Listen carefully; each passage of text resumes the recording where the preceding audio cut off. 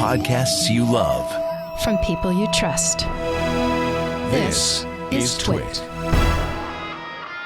Hi, this is Leo Laporte, and this is my Tech Guy podcast. This show originally aired on the Premier Networks on Sunday, July 11th, 2021. This is 1812 in a continuing series. Little programming note, I am taking next weekend off, so there will not be a new Tech Guy podcast on the 18th or the 17th, but I will be back in 2 weeks with brand new shows. And, of course, the TWiT podcasts will continue with guest hosts all week long. See you in a couple of weeks. Aloha. The Tech Guy podcast is brought to you by Casper.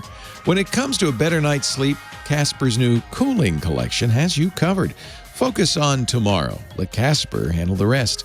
Explore Casper products, sheets, mattresses, pillows, and more at casper.com/twit1 and use the code TWIT1 for $100 off select mattresses. And by Simply Safe. To learn more about how Simply Safe can help protect you and your family, visit simplysafe.com/twit today.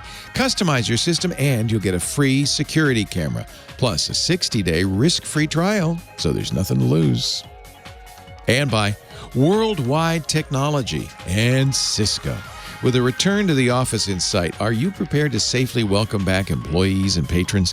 Do you have the right tools in place to support hybrid work? WWT combines strategy and execution to bring clarity to reopening plans and implement solutions that enable flexible working. Visit WWT.com/twit to get started. Well, hey, how are you today? Leo Laporte here, the Tech Guy. Yes, it's time to talk computers, the internet, home theater, digital photography, smartphones, smart watches. If you have a question for me, 8888 Ask Leo's the phone number. I promise not to talk in that silly voice. 888-827-5536. Toll free from anywhere in the U.S. Or Canada, outside that area. I hope you will use Skype and call anyway, because it still won't cost you nothing. 8888 Ask Leo. Website where you hear, when you hear something on the show and you want to know what did he say, you can find it because James DeRufo is writing this all down as we speak. And you can find it all at techguylabs.com. techguylabs.com. This is episode 1812. That should be easy to remember. 1812. And you just go there and you'll have hour 1, 2, and 3. Each hour will have segment 1, 2, 3, 4. You go right to where you heard it and say there'll be text. Even actually after the show, a couple of days later, we'll have audio and video too. So it'll all be there. techguylabs.com. Let's see here. First of all, if you're in Death Valley, stay cool. It was 130 degrees on Friday. Holy cow. And it might happen again today, maybe even tomorrow. It's hot. It's getting hot in here, hot everywhere. So stay cool, stay relaxed, sit by the pool, get a nice cup of ice water and listen to the Tech Guy Show. And I'll try to remain cool, calm, and collected so as not to heat things up. That's one of the nice things about talking about tech instead of, say, politics. It's there's not a lot of controversy. It's pretty straightforward. It's did you watch Richard Branson go up into the edge of space, as they said? The battle of the billionaires. He wins the race. We're going to talk to Rod Pyle later today. I'll ask him, our space guy. It seems a little odd to me. I don't get it because what is this? What's historic? I'm sorry, explain this to me. Alan Shepard did this. When did he do it? 1962? And then we've done other things since then. I mean, we were on the moon 50 years ago. And, they're not, this is just, they're going up 80 kilometers and down in a space plane. So historic, maybe not. Cool, yeah, sure. It was a little battle between billionaire Richard Branson of Virgin and the multi-mega billionaire Jeff Bezos, richest man in the world, formerly of Amazon. He retired as CEO of Amazon on Monday, a week ago. Probably because if he, as the CEO of Amazon, said, hey, by the way, I want a giant rocket strapped to my behind and I'm going to go up into space, is that okay? They would have said, no, you're the CEO. But now he's just the chairman of the board. They can send him up. Funny tweets, though, a little on Friday. I understand. I heard Richard Branson say that Jeff Bezos sent him a good wishes message. So I don't know. But kind of ironically, on Friday, Blue Origin, Jeff Bezos' company, tweeted that basically they even did a comparison chart, the kind you see in the computer magazines with the check boxes. Blue Origin and Virgin Galactic, side by side. Flies above the Kármán line, internationally recognized boundary of space 100 kilometers. Blue Origin? Yes. Galactic? No. Vehicle type. Blue Origin? Rocket. Galactic? High altitude airplane. and it goes on. More like that. More like that. It's like, he's not even going into space, man. Come on. You guys, this is unseemly. First of all, what are you doing here? What's the point of all this? All right, I don't know. It was cool. I don't want to rain on anybody's parade. It was cool. That's nice. Good for you. Bravo. Meanwhile, Elon Musk, who could, if he wanted to, could go knock on the door of the space station. I mean, he's got the rocket to do that. The only of the 3 billionaires who does. And he's just staying at home, sitting in the hot tub, dreaming his dreams, and making rockets that actually, are doing things. So it's hard for me to get excited about it. Okay, I'm just going to say that and leave it at that. But we'll, I'm sure that Rod will be all excited. We'll talk. You can explain it to me. Do you know about the Kaseya hack that happened this week? Oh, this is a mess. Kaseya is software used by a lot of IT guys, independent contractor IT guys. They call them MSPs, managed service providers. They're IT guys and gals, and they're if you're a small business like ours, like mine, we don't have an IT department, but we have a guy, and who's great, and we love him, and he comes over and Russell, and he fixes stuff and things like that. He's an MSP, managed service provider. A lot of these guys use software from a company in Miami called Kaseya, Kaseya. Unfortunately, some bad guys got into Kaseya, and by getting into Kaseya, this was a smart move because then they got access to all these IT guys' companies, the little businesses that they run, and it is estimated that between 800 and as many as 1,500 of these companies are now victims of a ransomware attack. A note saying we've got all your data. We've encrypted it. You can't have it unless you give us money. Well, now the other shoe drops, according to Bloomberg yesterday. Several employees came forward and said, we've been warning Kaseya about this since 2017, and they ignored us. These employees this is from Bloomberg, were employed in software engineering and development at Kaseya and asked not to be identified because they feared retribution. They said, hey, boss, this security's terrible. Weak encryption and passwords, a failure to adhere to basic cybersecurity practices like, regularly patching, fixing bugs, and a focus on sales at the expense of other priorities. Yeah, but that's what happens sometimes with these companies. They get all attached to saving money, and look what happens. The Russian-linked criminal gang. By the way, the president called Putin and said, "Hey, Vlad, I'm not saying these guys are working for you because I don't know, but can you just knock it off? Can you get him to stop?" "Oh, sure, no problem. I just call him." The Russian criminal gang called R Evil demanded $70 million in Bitcoin for the decryptor for all of this. And really, there's no excuse for it.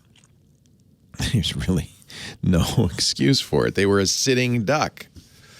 And I'm sorry for any MSPs that were using Kaseya, because now your reputation is shot. Russell, you weren't. No, okay. It just struck me. Hey, Russell, anything I should know? No, I don't think so. This is going to be the year of ransomware. I said that last year. I said the year before. Every year, it's worse. Every year, it's worse. Sam Abuelsamid, our car guy, coming up in just a little bit. He's going to go off-roading with us. Actually, I want to ask him also about the big, the E-Pre, the electric race in Manhattan that was yesterday. I want to ask him about that too. Electric race cars. We'll also talk space with Rod Pyle, as I mentioned. Chris Marquardt, our photo guy. It's all coming up. Your calls to 8888 Ask Leo. Now, hello, Sammy. Hello, Leo. How are you? I'm good. You all packed up and ready to fly? I got a suitcase with my name on it. Yes, sir. I wish I was going to be there. Ready to go. Yeah, I have to say my mind is already there. And the body will follow soon after. Yeah. Which island are you guys going to? We're going to the touristy island. We're going to Honolulu. Just going to Oahu? We're going to Waikiki. Okay. Yeah, Oahu. So I've never been. I've been to Maui a few times. Been to Kauai. It was between this or the Big Island. Lisa, it's for Michael. It's for his graduation present. So we got to. You'll enjoy it. Yeah, it'll be. I've never been. I want to see. We're going to go see Pearl Harbor. We're going to go up to Diamond Head. We're going to do all the touristy things. It'll be fun. It's going to be crowded, I think. Cool. Yeah. Yeah, probably, but probably not as crowded as it has been in the past, I think. Still. I wonder. I hear it's a zoo, but I don't know. I mean, Oahu is always pretty crowded anyway, much more so than the other islands. Yeah. But, it might be not quite as bad. I just want to see Pearl Harbor. I'm really excited about that. Yeah, the first time I ever went to Hawaii, I stayed there. I stopped over for a few days on my way back from a work trip to Japan. And back in those days, it was the same price for a nonstop trip from Tokyo to Detroit or to stop over in Honolulu. So I took a stop over in Honolulu. Yeah. Yep. Twisted Mister, I know that happened to me. We'll talk in a bit, Mr. Abuelsamid. So hang on. All right. When power went out, we have those Tesla Powerwalls. I was sitting playing my Valheim, and it went, everything went, and almost immediately came back. But of course, that was plenty of time for me to lose my game. And yes, Powerwalls are not a UPS. My UPS started beeping because it was backing up my NAS, so it was fine. But yeah, no, it shut down my computer.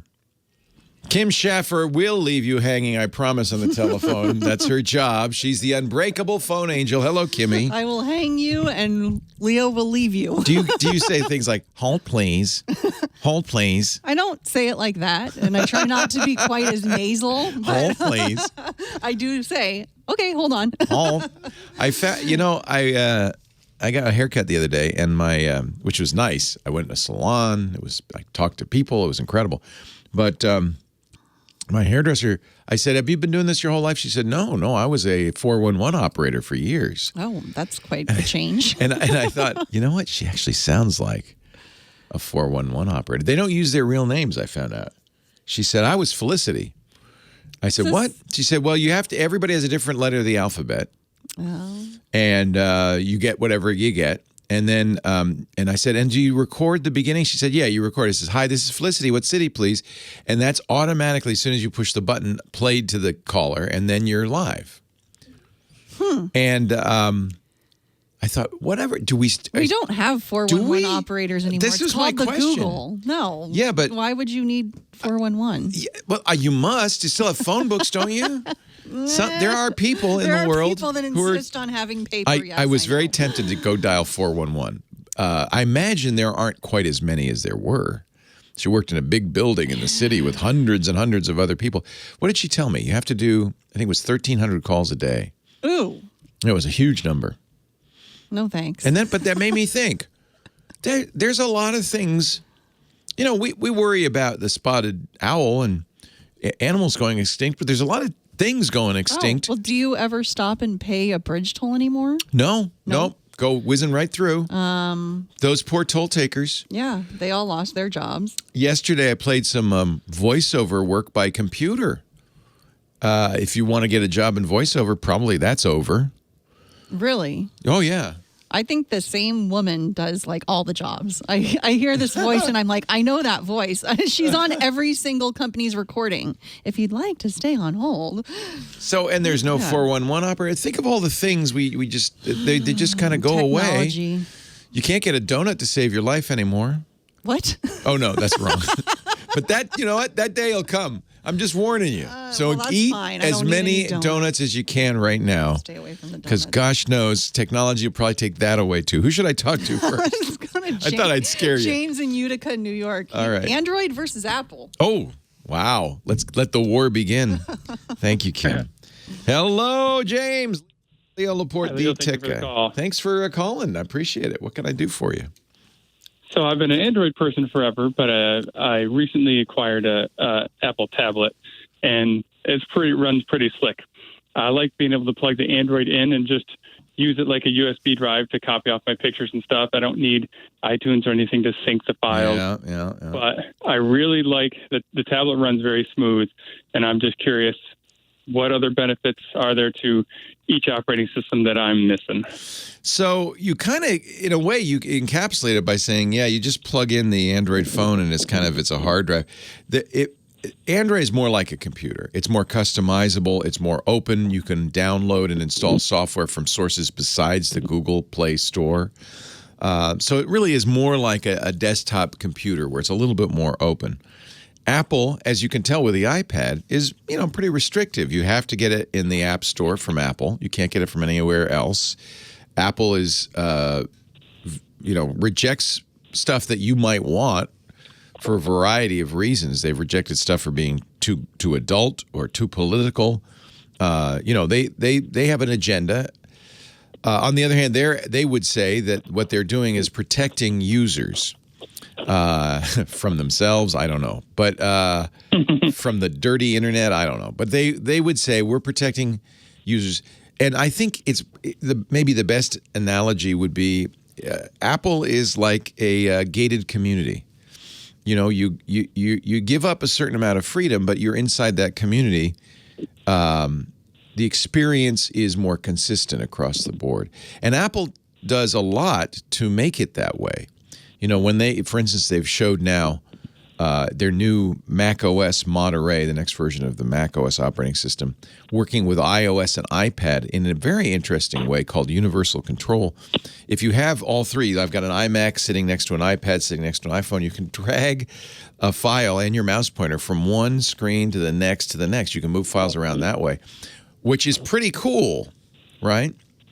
Yeah. And maybe even easier than plugging your phone in and treating it like a USB drive. But you have to be an all Apple user to get the benefit of that. And that's kind of what Apple does. So Apple is not about choice. Apple is about, we know the best way to do it. We're going to do it this way. And sometimes people find themselves bumping up against the guardrails when they use Apple stuff. Android is a lot more choice, but maybe as a result, a little messier. Would you say Apple's better with system and security updates? Yeah, well, yes and no. Because they're the only ones that make Apple hardware, it's a more consistent experience. You can buy, for instance, you can buy a Google Pixel phone and get, I think it was 4 years of updates, or you can buy a OnePlus phone and get no years of updates, both Android. So that's a little more confusing in the Android world. I certainly strongly recommend that if you're going to buy an Android phone, you get it from a manufacturer that has committed to keeping up with the updates and kind of in a timely way. I think Samsung's fine. Google with their Pixel phone is probably the best. Which Android phone do you use? I've got an LG. Yeah, well, they are out of the business, so we know those updates are going to be. I think they did commit to continuing to support the phones, but they're not going to make any more. So I have both, and I like both for different reasons. Generally, if somebody says, "What should I get?" the default is, I just get an iPhone, because you know what? Almost half of everybody in America has an iPhone. And, it's totally dominant. Worldwide, Samsung sells more phones, but in the U.S., almost everybody, half of everybody has an iPhone. And, it's kind of the default. Apps come out, I would say app developers come out for the iPhone. Some app developers don't like the iPhone. They feel restricted by the rules of the marketplace and so forth. So there is stuff you can do. For instance, I'll give you a really good example. I use on my Android phone a Wi-Fi analyzer that I can walk around the house and see what the Wi-Fi signals are and the strengths and everything. Can't do that on an iPhone because Apple won't let any application get that information from the radios. So there's a perfect example of where freedom, something more free like Android, can give you more benefits. So it's more philosophy than anything else. I think both are fine. I use both so I don't have to choose. If I had to choose, I guess I'd go iPhone. Leo Laporte, the tech guy. That's a great question. You'll certainly get security updates longer with Apple. They're going to guarantee it because they make the phone. There's nowhere else you can go, right? So 6 or 7 years. So are you thinking of getting an iPhone, James? What was that? Are you thinking of getting an iPhone? I am. After using the tablet, I was really thinking about getting the iPhone. I would say it's more elegant, but it's more limited too. But if you like the way they do it, they only just got widgets. For years there were no widgets, and I really like the widgets on Android. I use them a lot, but now Apple has them, so they're not quite as capable, but they're close. So would I then have to use iTunes and stuff to sync my pictures locally? No. You can't just hook it up, but there are third-party programs you can use like iMazing that will copy it. Most of the time what Apple wants you to do, they really don't want people to have to hook it up anymore. What Apple wants you to do is use iCloud, their cloud service, and sync your photos to iCloud, and then it just syncs automatically. Of course, they make a little more money, It's all about getting you in those services. So I think that helps you. I wish there were like, there's one better than the other. Some of it's your personality, what you like, right? We're talking. I love it. Hey, let me talk a little bit about my mattress. As long as we're going to talk, can I tell you about my mattress? I have a Casper. We love our Caspers. We tell the world we have our Caspers. You got to love your tomorrow. And with Casper, well, they're going to do everything you need to have a great night so your tomorrow's better. The new Casper Cooling Collection is an example. Everything you need to sleep cool all night long starts with the mattress. These new mattresses have something called snow technology. It keeps you cool for 12 plus hours, pulls heat away from your body. And I don't know if you know this, but research shows if you sleep cool, you sleep better. I think everybody knows if you sleep hot, you're not going to sleep very well, right? Sustained temperature regulation, a cool to the touch feeling, and much improved tomorrow. But that doesn't stop with the mattress. Casper also makes hyperlight sheets designed with an innovative grid weave that lets the air flow through. They're very breathable. And I don't know about you, but if I just have a sheet, I don't feel like I'm, covered up. So I also got the lightweight duvet.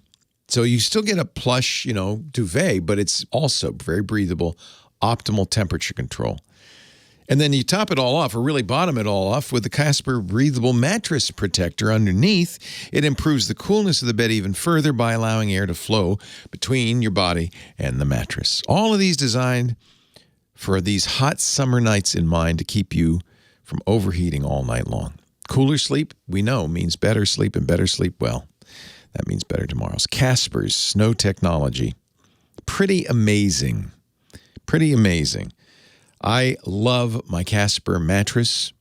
We just got a new one. We didn't get the snow yet. I really think we probably should. Just the most comfortable mattress. I have Casper pillows, which I love. Casper sheets, which I love. Even the Glow Light. We love our Caspers. You will too. And as always, Casper offers free shipping and, really importantly, free returns. You got to be happy. I think you will. When it comes to a better night's sleep, Casper's new cooling collection has you covered. Focus on tomorrow. Let Casper handle the rest. Explore Casper products, mattresses, sheets, pillows, and more at casper.com/twit1. That's the address, Casper, CASPER.com/twit1. The offer code to save $100 on select mattresses is twit and the number 1. So you need to use the address, casper.com/twit1 to get to that page, pick something out. And on select mattresses, $100 off, but you have to use that offer code, TWIT1, TWIT, the number 1, for $100 off select mattresses. Exclusions apply. See casper.com for more details. I love my Casper. You will too. By the way, I sleep on a Casper. Everybody knows. Casper.com/twit1. We thank him for supporting the Tech Guy podcast. It's time to ride on over to Mr. Sam Abuelsamid over there in Ypsilanti, Michigan. He is our car guy, the host of the Wheel Bearings podcast, and a principal researcher at Guidehouse Insights, and an expert in all things automotive. Hello, Sam. Hello, Leo. How are you on this sunny Sunday or rainy Sunday afternoon here in Michigan? Rainy in Ypsilanti. It's sunny here. It's 130 degrees in Death Valley, and it's a beautiful day in Manhattan for the Formula E City Race, the second of two. They have a double header. They had one yesterday. Yep. That's kind of cool. Actually, I'm a big if you're in F1 Manhattan, fan, but the Formula E looks really interesting. Yeah, if you're in Manhattan, you're actually missing the race because it's actually over in Brooklyn, but close enough. Okay. Brooklyn is New York. But, it's a borough. Yeah.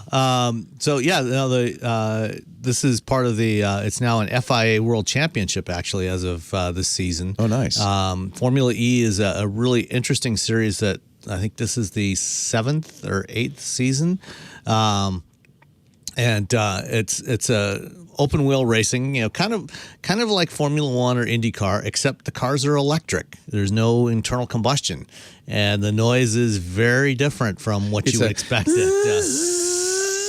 Pretty much, yeah. They sound kind of like TIE fighters, because the gearboxes are these straight cut gears, and they make a whining sound, and they're really cool to hear. But it's they're loud enough to be interesting, but not as loud. If you go to a normal race, you really need to wear earplugs to protect your hearing.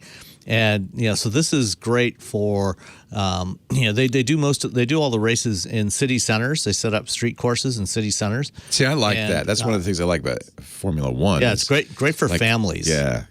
And they did it in Monaco, and there was actually overtaking. So that's the other thing. It's a little more competitive, perhaps. I don't know.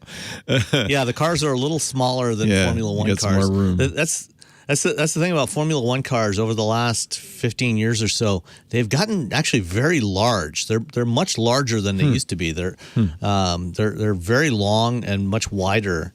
And so places like Monaco, it's almost impossible. I mean, it's always been hard to pass at a place like Monaco, but it's much harder now. Right.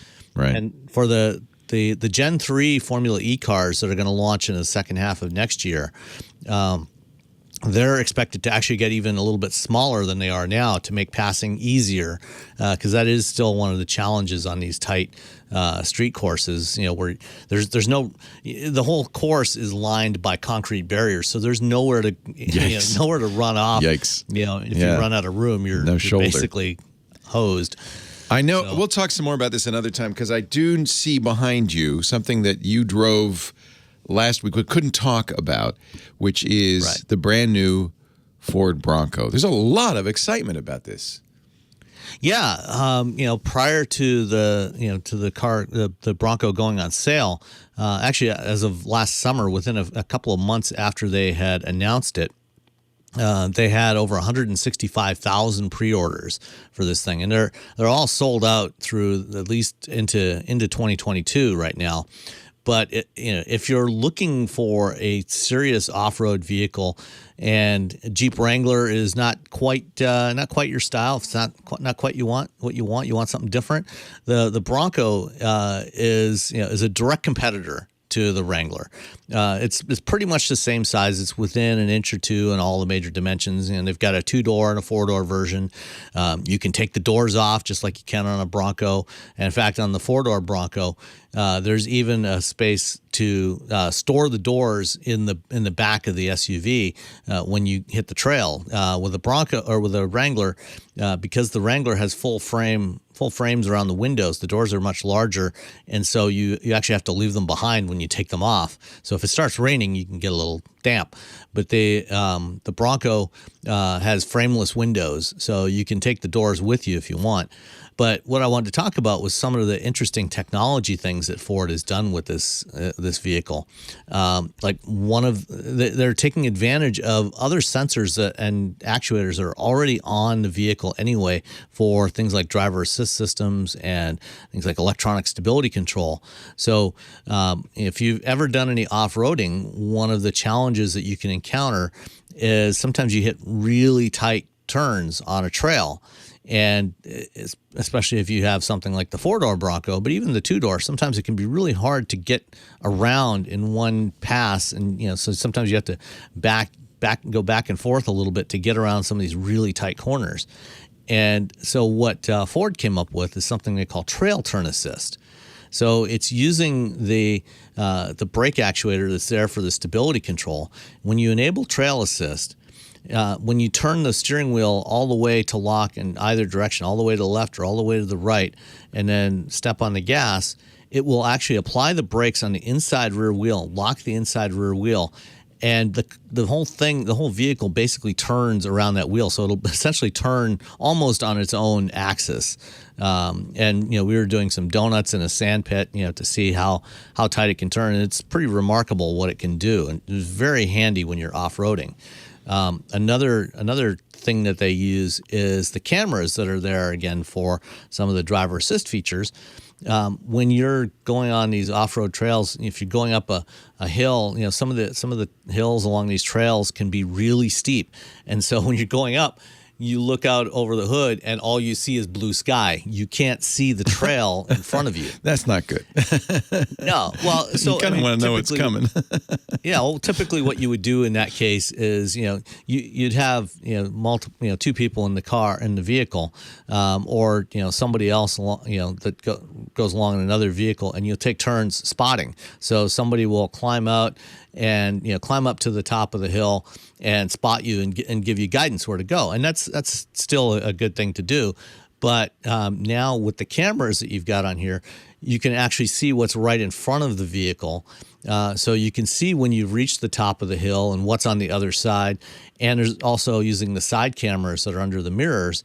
You can see the front wheels. So you can see exactly where the front wheels are. And again, when you're off-roading, one of the challenges is oftentimes you'll encounter really sharp rocks. And while these things can easily, crawl over these rocks and boulders, you definitely don't want to hit those rocks at any kind of speed because you can actually slice the tires. That does happen sometimes. Yeah. So being able to see exactly where your tires are relative to these rocks can help you avoid slicing open a tire and having to do a change out along the trail. So a lot of cool features that they've built into this using technology for what would normally be considered a very traditional type of vehicle. You don't think of something like a Jeep or a Bronco as being a high-tech vehicle, but they are getting increasingly technical.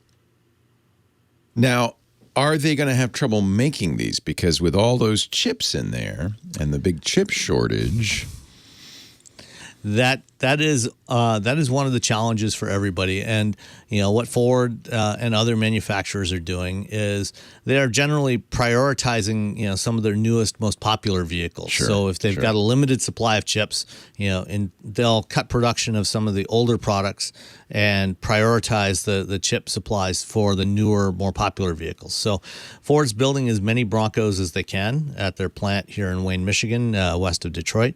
But they've just got such a backlog of orders that if you order one now, it's going to be a while before you get one anyway. But if you placed your pre-order last year, you should be getting one sometime, hopefully in the next couple of months. And the chip shortage is starting to get better, right? It is getting better. I guess they're building Ford F-150s and again, so that's good. Yeah, they got a difference. They sourced a different chip. They did a little bit of a redesign, and so they're able to start finishing F-150s and shipping those. And, that's good. And other vehicles as well. Mr. Sam Abuelsamid, car guy, principal researcher at Guidehouse Insights, wheelbearings.media. Thanks. My pleasure, Leo.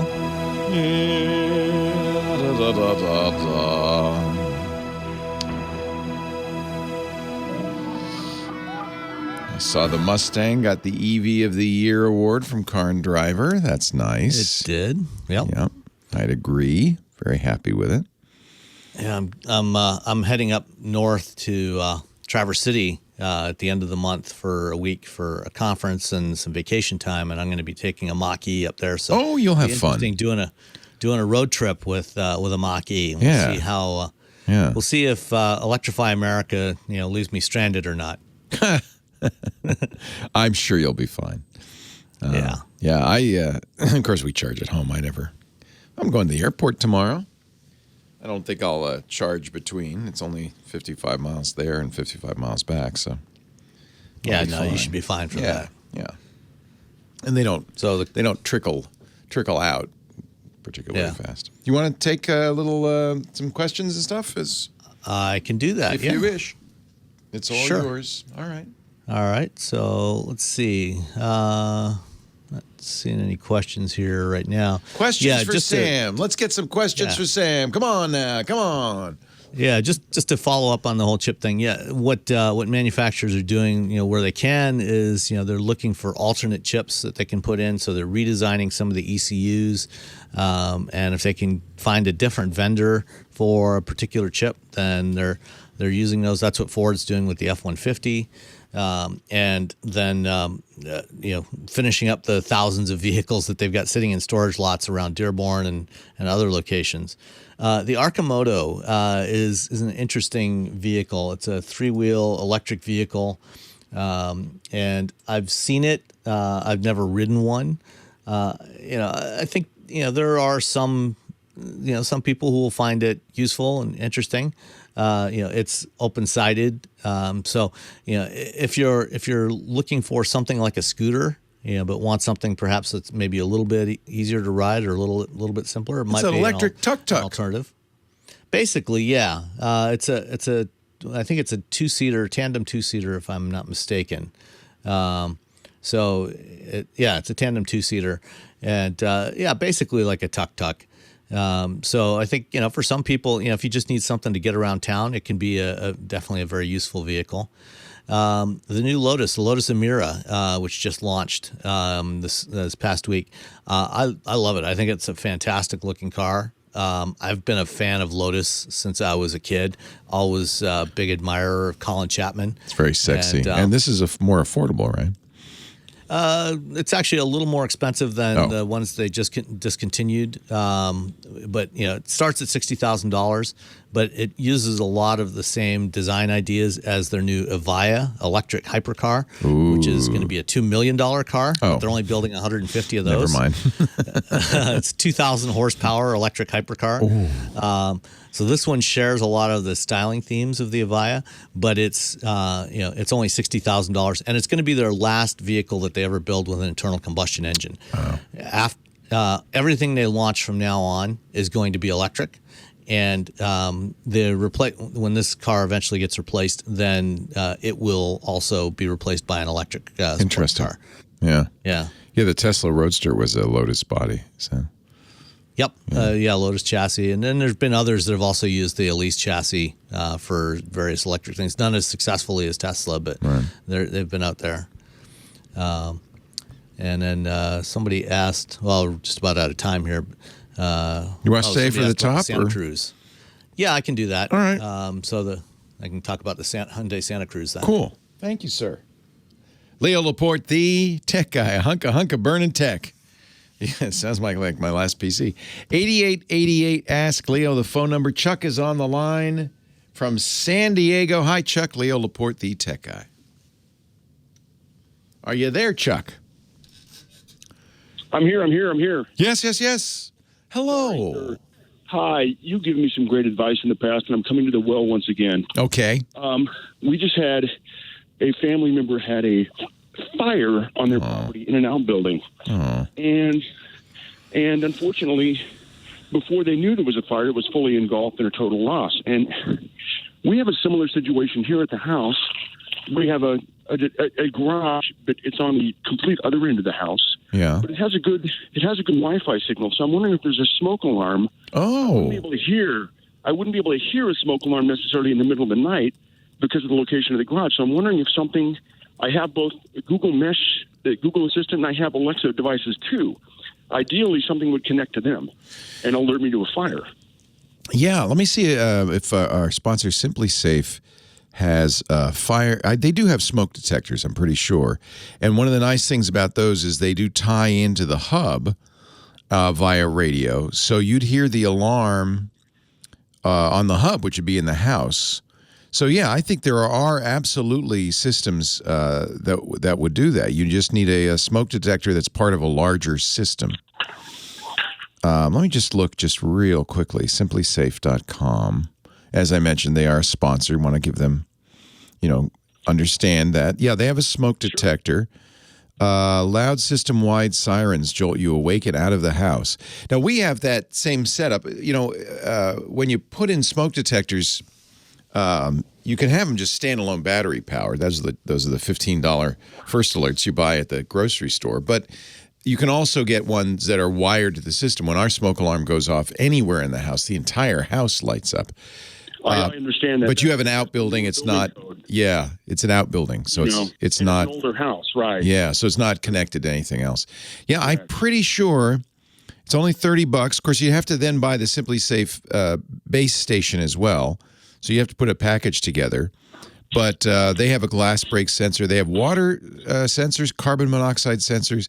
The nice thing about the water sensor, you put that out by the water heater in case it springs a leak. So if you do have stuff that's distant from the house, I think that would be a good way to go. And I'm sure there are other people that do that as well. First Alert. Let me look at the First Alert. They say they have a chat room's telling us First Alert has a wireless interconnected. So they don't use Wi-Fi, but which probably is a good thing because that would be less reliable. But they have their own, probably 800 megahertz or 900 megahertz wireless system. So First Alert also makes those. So we're basically talking about two smoke alarms that just talk to each other? Yeah, exactly. Okay, cool. All right, I'll look into that, sir. In fact, they sell them in a 2-pack just because of that. Not too expensive, $42 for the two of them. Yeah, you're smart. You want to hear that alarm, that's for sure. You don't want to miss that one. Lynn's on the line from Selmer, Tennessee. Hello, Lynn. Hey, Leo, how you doing? I'm great. How are you, sir? Son, couldn't do no better. I had to take something if I got any better. Oh. Well, what can I do for you, Lynn? Make your day even better then. I've got one of those that I imagine you've told it 1,000 times, but I'm here again. I've got my mother-in-law passed away. Okay. Had a laptop, Dell Inspiron.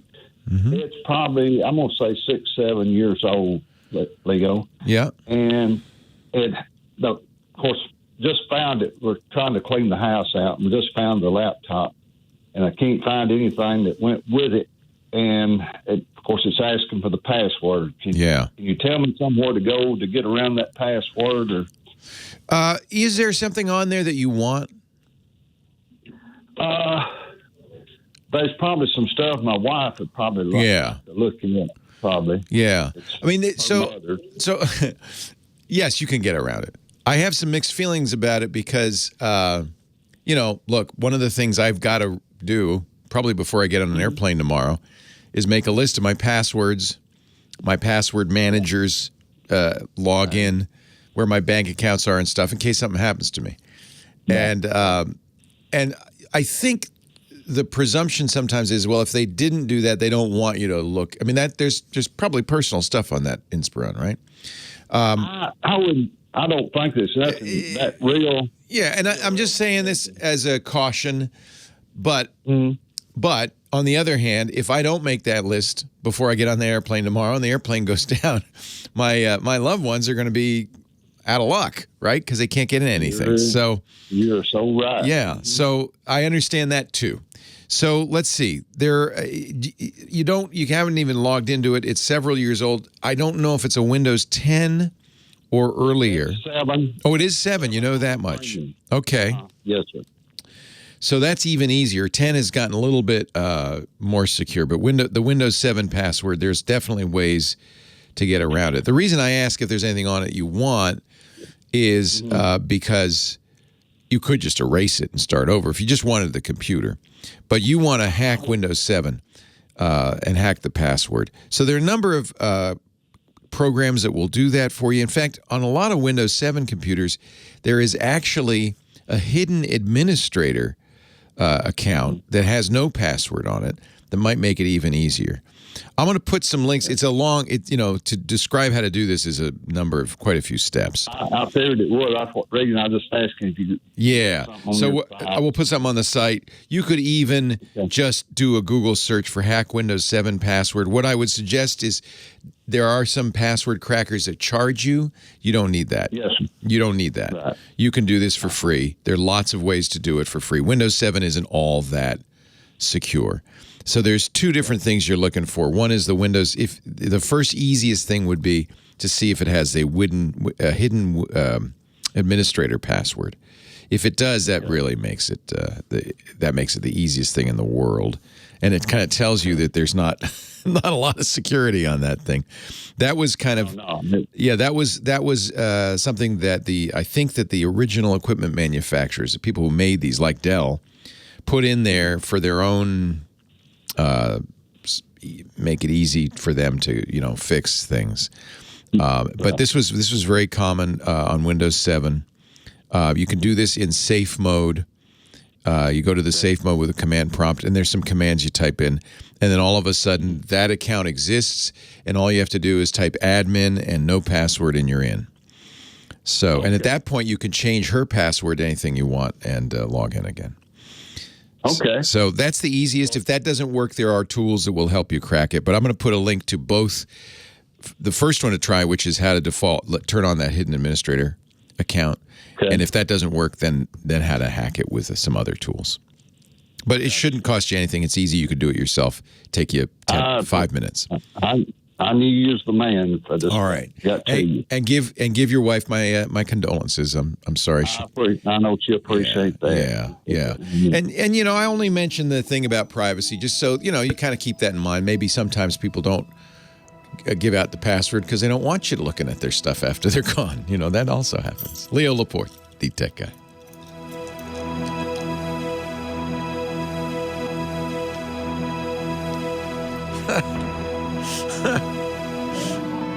That's a good story, Twisted Mister.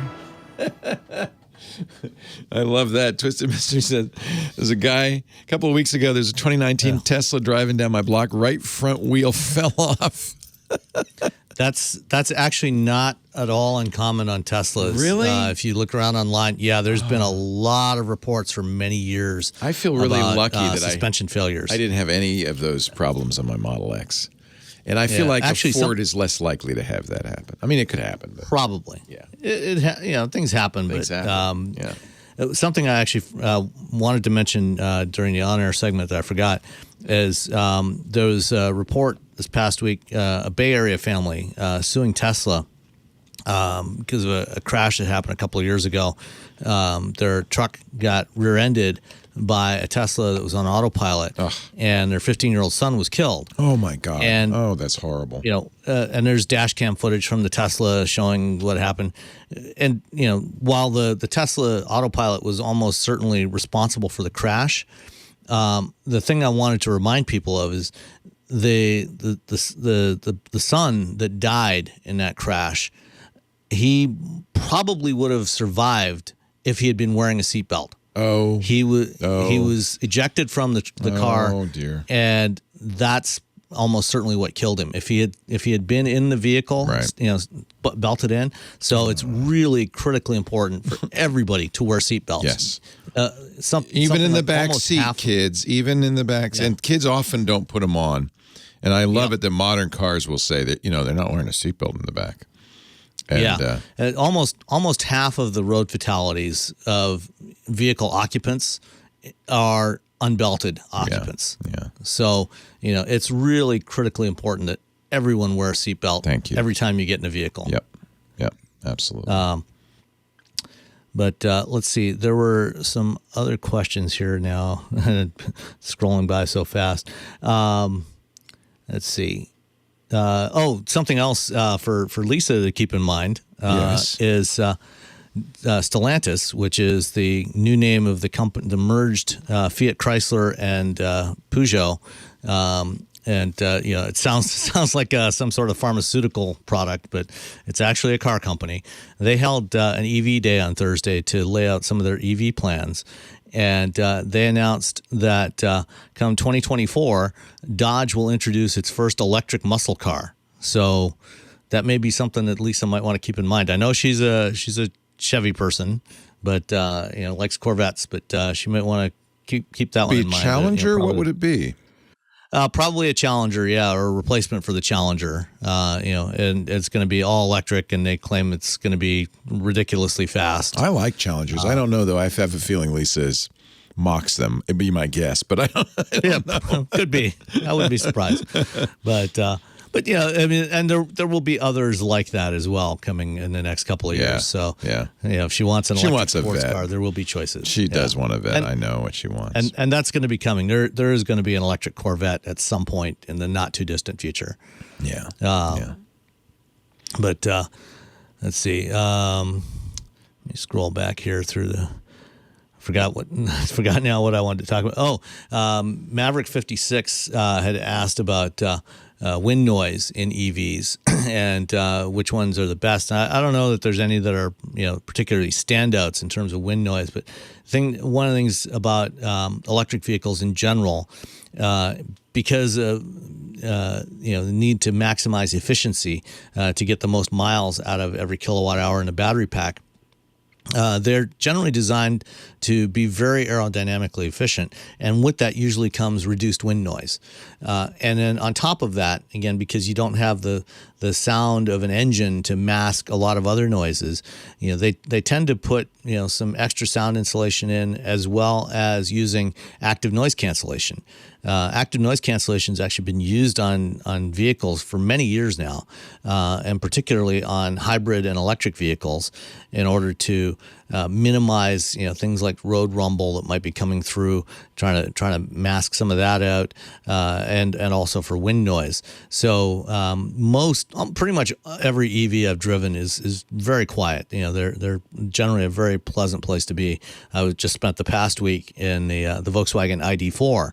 And that's a compact crossover. And actually, Anthony's got my video footage, and he's putting together a segment for Hands on Tech on that one. And so that's that was a very quiet vehicle, even at 70 plus miles per hour on the highway. Just really nice vehicle to drive. So I think any plug-in vehicle you get is generally going to be very quiet. That's not going to be so much of a challenge. I think noise is not really an issue. And actually, surprisingly, even the Bronco, if you get the Bronco with the hardtop, is actually surprisingly quiet at highway speeds, much better than I expected it to be. I didn't get a chance to drive the soft top Bronco on the highway, but that one apparently is a little noisier. You do get some flapping of the top.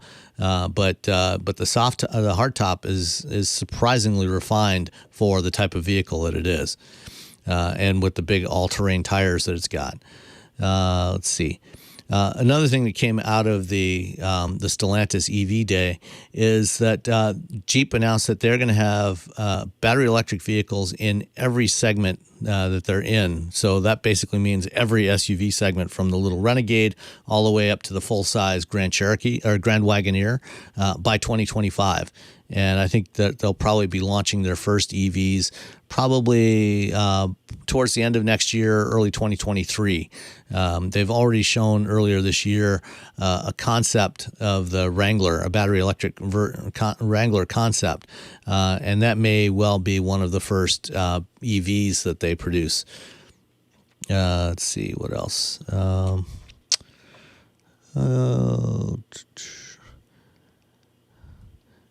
Let's see. And then You're never going to make it radio if you can't just talk nonstop on absolutely nothing. I know. I mean, there's so much going on. I'm I was just teasing you. Earlier, putting together the new episode of Wheel Bearings that we recorded the other day, and we talked quite a bit about the Stellantis Media Day. We also talked about the new Peugeot 9X8, which is their new Le Mans hypercar. Ooh.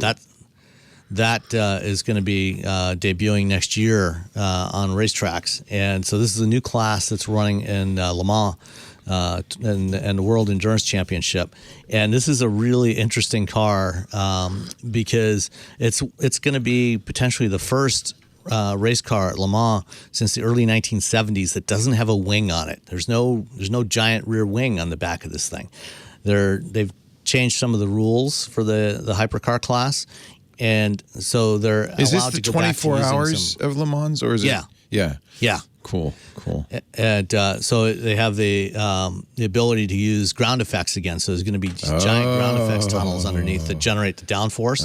So they can get rid of that wing and get rid of a lot of aerodynamic drag that comes with that wing. And I know that's a really big part of neat-looking Formula car. One is the speed and downforce and the air and underneath. And all those little planes they've got all over the place to try to control the airflow. It's really interesting to me. Yeah.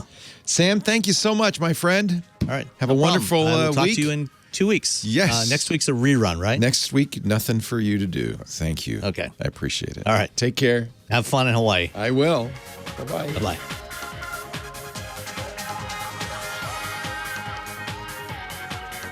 Well, hey. How are you today? Leo Laporte here.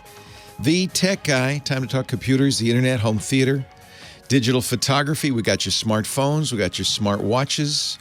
Got all that jazz. Anything you want to talk about with tech, I'm here. I'm your man. I'm your tech guy. 8888 Ask Leo is the phone number. 888-827-5536. Toll free from anywhere in the U.S.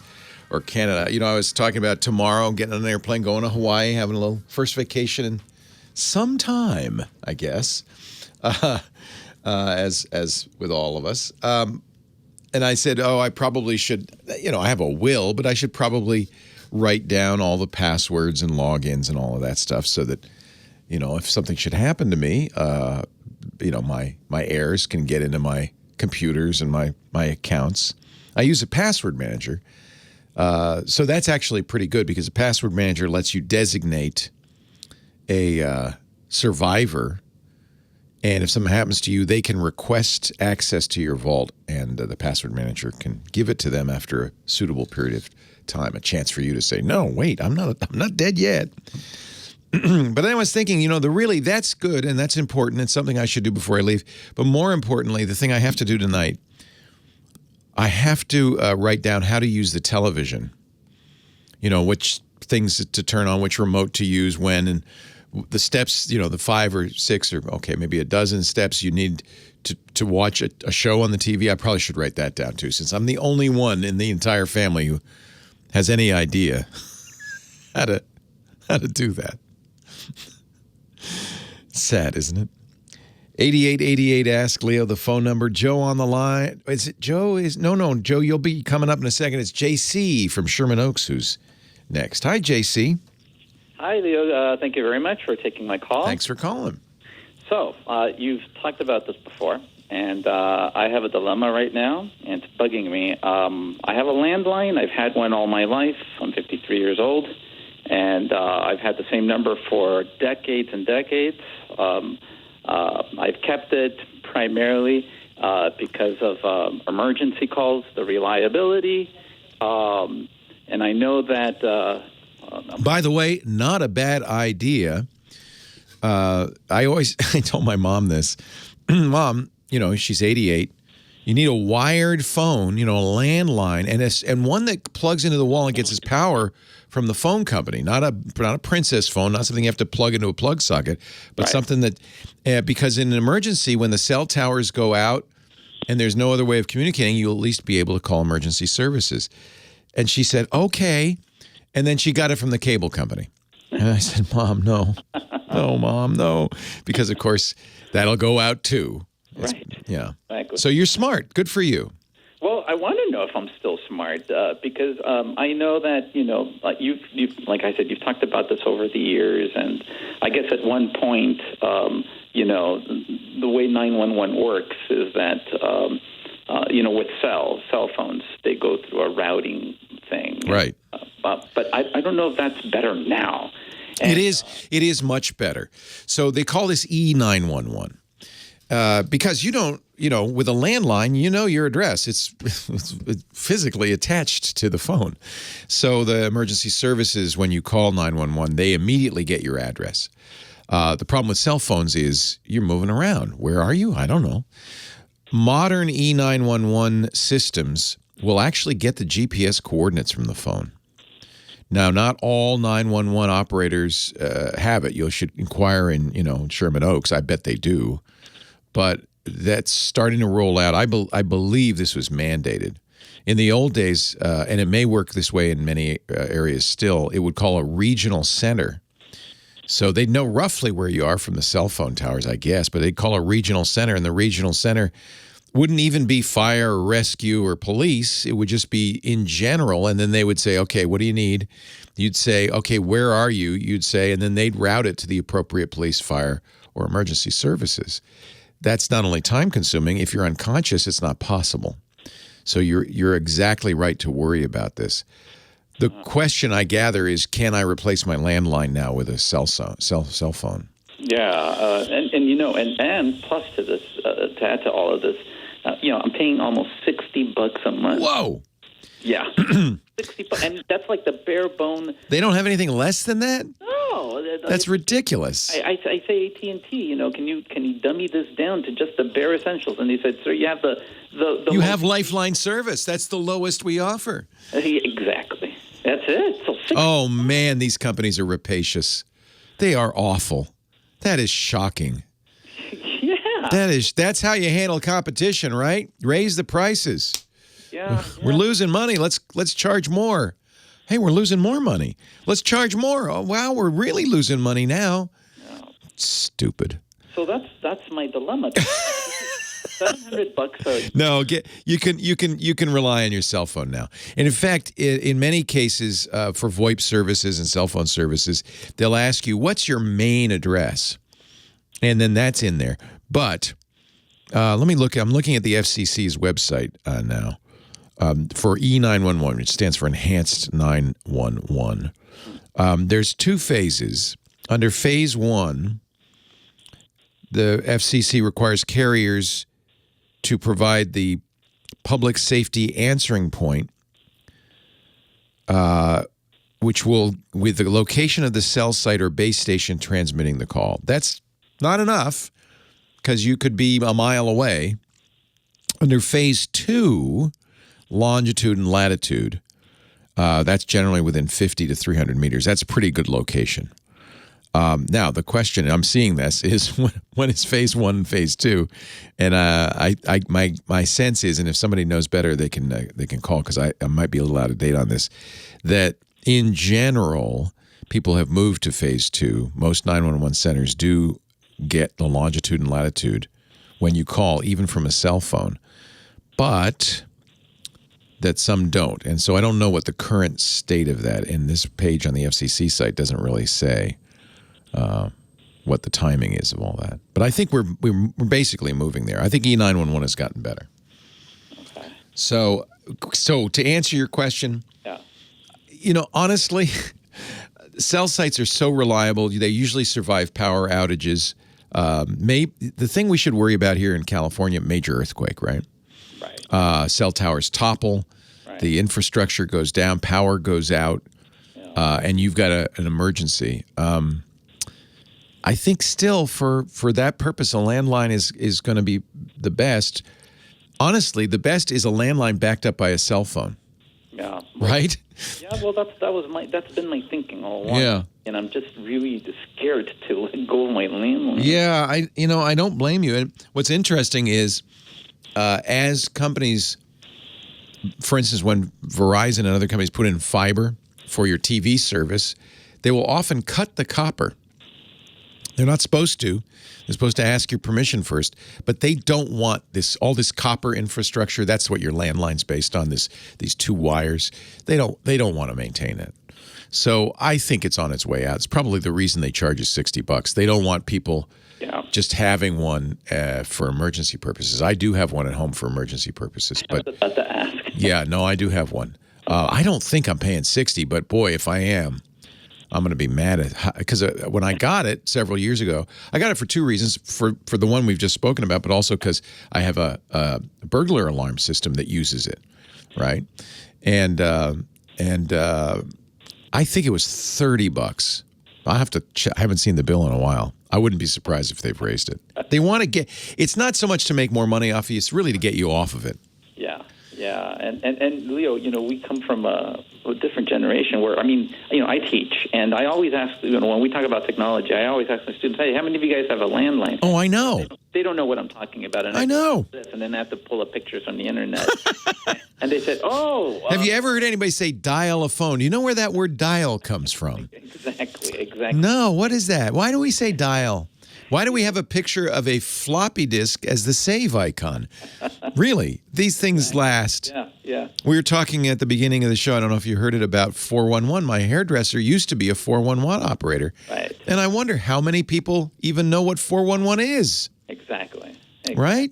Yeah, exactly. Nowadays, it's all online. You don't need to call 411. Right. So I'm unwilling to put you in jeopardy. So you're never going to get me to say, oh, get rid of that landline. The cell phone's fine.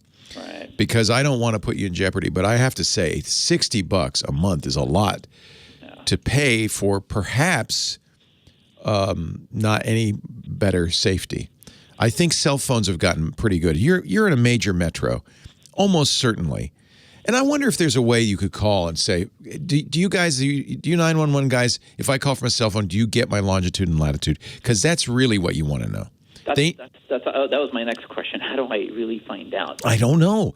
Would somebody listening, if you're a 911 operator or you work in emergency services and you know how this works, call me. I'd like to know. 8888 Ask Leo. I'll try to do some research. That would be cool. Yeah, because you ask a really important question. And in years past, you've heard me say it. Keep that physical landline, but I don't know if that's still the case. Right. I know they want to get rid of them. Yes. No doubt. No doubt. Hey, it's a pleasure talking to you.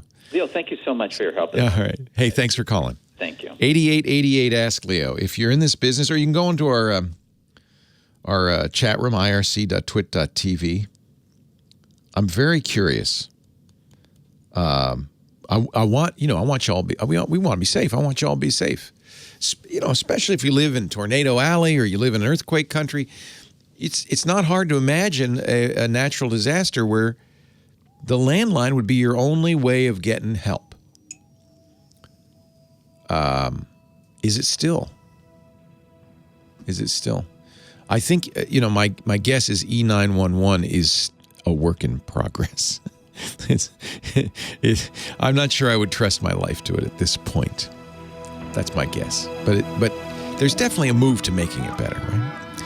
Yeah, that's actually the main reason I want to renew my ham license, which is I've had for 10 years, about to run out, is I have a handy talkie, and I can use that for emergencies. I actually gave one of my handy talkies to the high school that I was on the board of.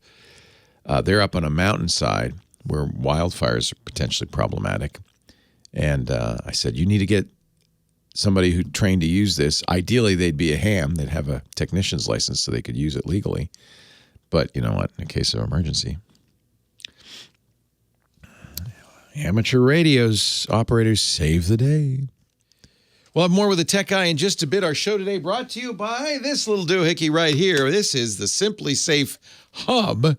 This is something, you have this in your living room, your whole family will feel safer. Simply Safe is the home security system.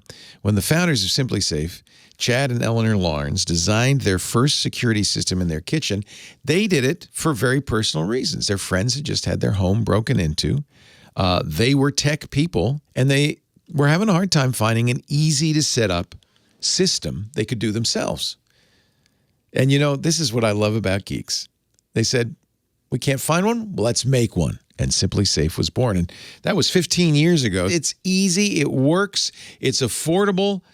It's just the best all around. I've got a Simply Safe system. In fact, when my kids, because they're renters, they move around. When they need a home security system, I sent them Simply Safe too. Peel and stick.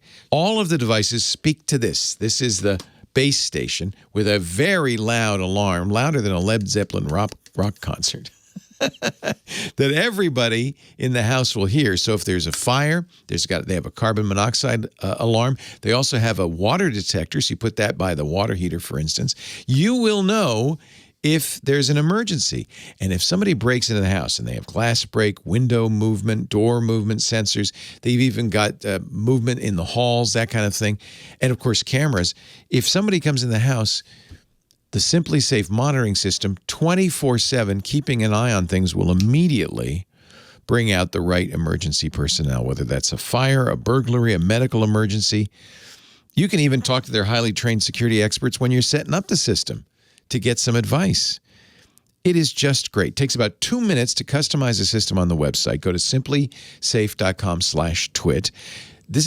There are a couple of reasons I think this is the best. First, you pick exactly the right sensors, the sensors you need. You know better than anybody what you want to monitor. Then you don't have some guy traipsing in, drilling holes in your wall, putting this thing in. You put it in yourself. They're very simple. Peel and stick. Put them exactly where you need them. The base unit will help you do that one by one. It'll say, okay, I see the window sensor. Let's move on. It really is great. And then you get this professional monitoring, 24/7. Super high quality monitoring for less than anybody else, about a third what the other guys charge, with no contract, just month to month. There's always someone there as your back to keep you safe, make you feel safe. That's why when my family sees the Simply Safe base station on the coffee table in the living room, and they know we're protected. To learn more about how Simply Safe can help protect you and your family, go to simplysafe.com/twit. Customize your system. As a thank you, we're going to send you a free security camera. And of course, as always, you get a 60-day risk-free trial. So you have to love it, or no problem, your money back. There's nothing to lose. simplysafe.com/twit. We can do that because we know you're going to love it. simplysafe.com/twit. Thank you, Simply Safe, for protecting my family, and thank you for protecting our family, and thank you for going to that address, simplysafe.com/twit. Now back to the show. Leo Laporte, the tech guy. Call the 50-8888. Ask Leo, the phone number, if you want to talk high tech. Last time I was in Maui, we did a helicopter ride. And as soon as they get up in the air, the pilot pushes a button. You know you have to wear headphones because it's so loud and you can't hear anything. And they start playing the Magnum PI theme, and he starts going down through the valley. And then he played the Jurassic Park theme, come to think of it. I don't know if he played the 50 theme. Joe on the line from Knoxville, Tennessee. Leo Laporte, the tech guy. Hello, Joe. Hello. How are you doing today? I am well. How are you? Oh, I'm doing pretty good. The previous caller on the 911 stuff. Mm-hmm. I had an issue a while back with that. Call 911, nobody answers. Nobody answered? Again. Did you do it on a landline or a cell phone? Landline. Wow. Hang up, call back again, nobody answers. Call from my cell phone. They did call back. Needed an ambulance for my mom. They sent an ambulance. It gets there about 45 minutes or an hour later. They go around to open the ambulance back doors, get their supplies out. Can't get the back door open. Locks are broke. Another hour to get another ambulance. Oh, my goodness. This is not your. Is she okay? Well, that was several years ago. Mom passed away in September of 2019. I'm sorry. But not from that incident. No, not from that incident. But, holy cow. Yeah. You gotta figure somebody up there doesn't like you when that happens. Holy cow. A week later, I had to call back for an ambulance again, and I told them, if you send an ambulance out, they can't get the door open. I'll get it open if I have to get inside and kick them open. They said, "You're threatening us. We're going to have to send law enforcement." Oh no! Okay. Oh. Said, okay, go ahead. Oh. I've got family in the police department. They'll help me open the doors too. Holy cow!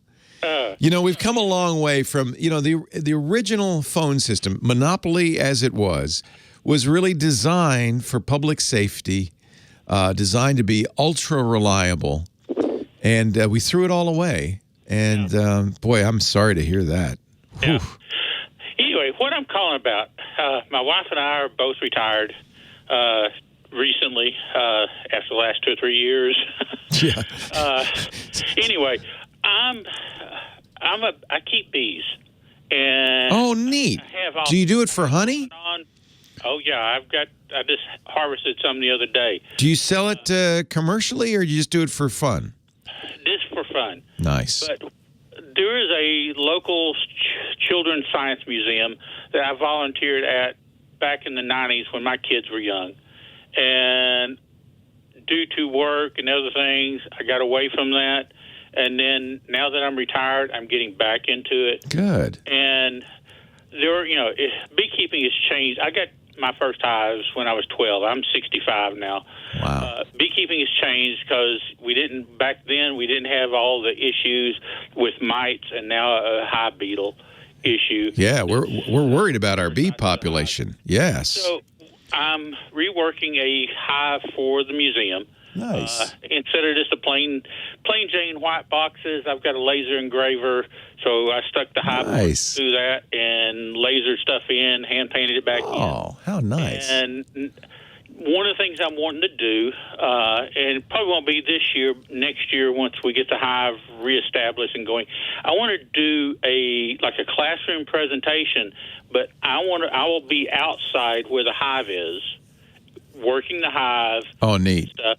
And I'll have a screen inside. Right. And I want to do two. Yeah, because the kids don't want to get anywhere near those bees. I know the bees are harmless, but they don't want to go anywhere near them. I know.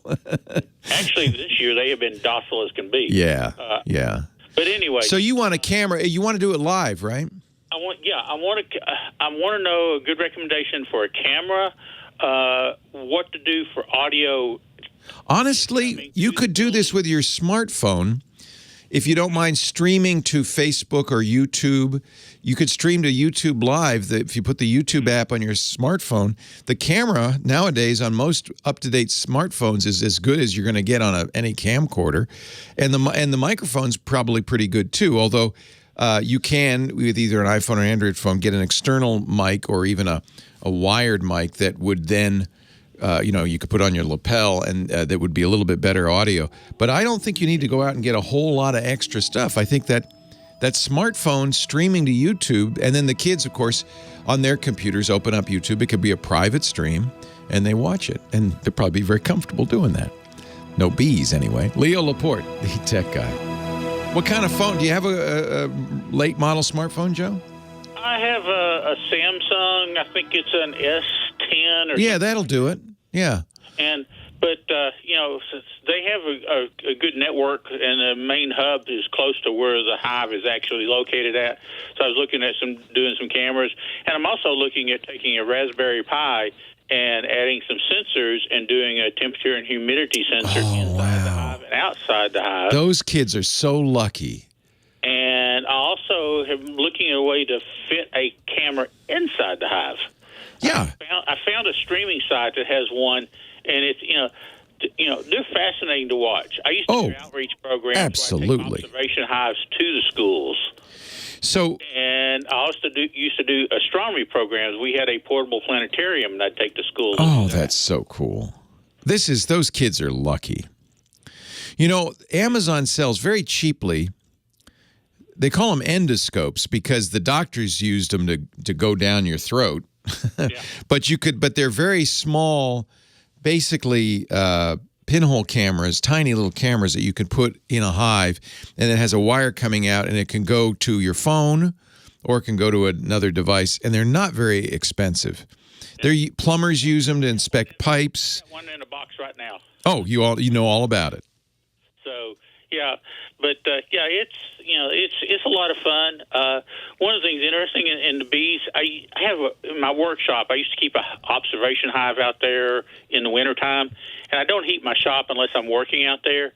In the wintertime, it can be 20 or 30 degrees out there. Yikes. Inside the beehive, it's 95 degrees. They keep it warm, don't they? Isn't that interesting? It's amazing how they can heat the hive. Bees are remarkable. Yeah, they are, and it's watching what they call the bee dance, where a worker goes out and finds a nectar source. They come back to the hive. They do a little figure-8 pattern on the comb, and it tells some other bees in the hive which way. Isn't that amazing? And how far away no, Chris, is. Or no? Hold on, excuse me, just a second. He's not connected. Maybe he's not. I think. I remember. Let me see if I wrote it down, because I think I did. I'm sorry. We're trying to figure out if we've got a camera guy coming up, but don't go, because I want to talk more about bees. Okay. I don't know. I think not. I think no, Chris, Laura. So, what kind of honey do you get? Well, right now we have a lot of sweet clover in bloom. Oh, I love clover honey. On the ground. Oh, but these are taller bushes, and some of the honey I've harvested off recently is lighter in color than vegetable oil. I mean, it's almost water clear. Wow. Is that good? On the time of the it's nice. I like darker honey, and depends on the time of the year what trees are in blossom. Lisa joined a Honey of the Month club. We'd get 2 bottles of honey from all over the country. And in fact, I think Tennessee is one of them, but from Texas, from all over New England, all different flavors. Depending on what flowers the bees were eating. And it is, I love it. And there's such variety. There's raw, there's dark, there's light. There's such variety. It's amazing.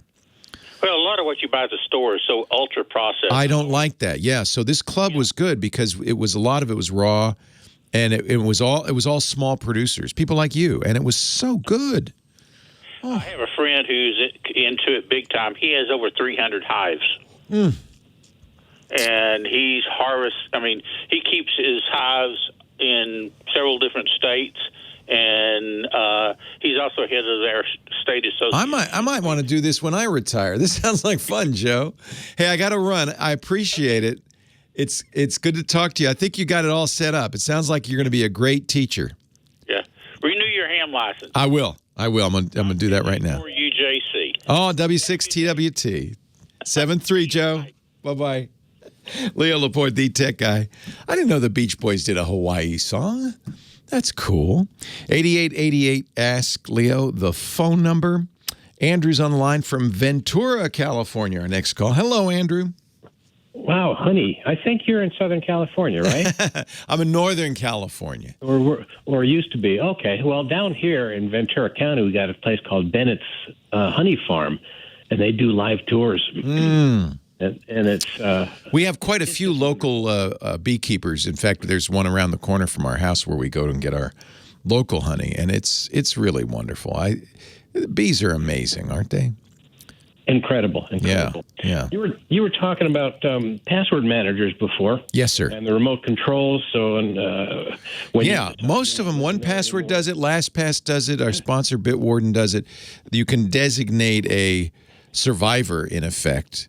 And that person can then access your password manager. So I think that's a very good thing to do. I do that. I use Keeper. Keeper does Somebody turned me onto that. Okay. It's awesome. Nice. Awesome. All right. And on the phone, the VoIP, the UMA definitely has E911 services. Yeah, so that's another issue entirely, which is these internet service provider phone companies like UMA, where you're just using your internet access as a phone. And, of course, they have to do something. It used to be in the old days when you got a VoIP system. I think it's still the case with things like Skype. It'll say, there's no 911 on this. Don't start thinking you can use this for emergency services. But companies like Ooma who want to replace your phone company, they were among the first to use these E911 services. Do you know if Ooma will give you location information to the 911 center? Well, it does. It's part of the login when you put in because you give it. So because you're using it as a home phone, of course. Yeah, you give it your address. Right. That makes sense. Pretending to be a landline. Yes. But okay. On that password thing, for your TV stuff, Logitech Harmony, you hit one button and it sets the right input for a DVD, Blu-ray, your cable box, whatever. Oh, you mean when I'm talking about I have to write a manual to explain how to use our TV? Yeah. I actually have somebody house sitting for us, and I literally do have to write that before we leave tomorrow because I don't. I have Harmonies. I have, by the way, Logitech has announced they're going to discontinue those, which is very disappointing. I also have an Amazon Fire TV Cube, which you can talk to as a universal remote. So you can say, I want to watch the Giants game. I'm sorry, the Dodgers game, and it will fire up. It'll know exactly what to do. You set it up. The thing that Harmony did that was so great, and the thing that makes me so sad to be losing them, is they had a huge database of every possible device you could have in your TV cabinet. And so setting them up was really easy. You just said, well, I got this connected to this, connected to this, connected to this, and it would just know. So you didn't have to program it. The devices they don't have, it still does learning. So it'll have your old infrared, you put the two together and tell it hang on to that Harmony, because those are going to be precious items, I suspect. Well, I'm going to buy some extras. But, yeah, you and everybody else, they're probably going to sell out fast, yeah. Yeah. On that password manager, it's fun talking to you, Leo. So when I do, I prep. I got a little piece of paper here with all the things I want to talk about, all 17. I love it. and this piece of paper, I'm sitting on the armchair chilling today. Yeah. And the air conditioner turned on and blew the little piece of paper, and it went under the cabinet. Oh, Lord. I got to go get a coat hanger and get it out from under the cabinet. Now, if I did that in my keeper, I'd be all set. Yeah, before we go to Hawaii, we're leaving tomorrow, I put my COVID card in there, my vaccination card, my passport, my driver's license. I use LastPass and Bitwarden, so but Keeper's the same. Any good password manager will do this. So if I need to, I have all those documents. And when we travel internationally, you're supposed to carry a copy of your passport with you. Having a safe place, a secure place, you can store that on your phone. It doesn't replace a passport, but it'll make it a lot easier if I lost my passport. So, yeah, I think these are really useful tools. I highly recommend. Number one reason is because no one can remember all the passwords. Don't write them on a piece of paper that's going to blow under the dresser. No one can remember all of these. And the worst thing is people just reuse the same one over and over again. And I'm not going to name any names, but there's someone in my family who is still using her birth date and her initials, and that's not a good idea. So get a good password manager, have it generate these very long random passwords, and then you don't have to keep track of them. The password manager does. There's you can't type them either. Yeah, no, of course not. In fact, I had to do that yesterday.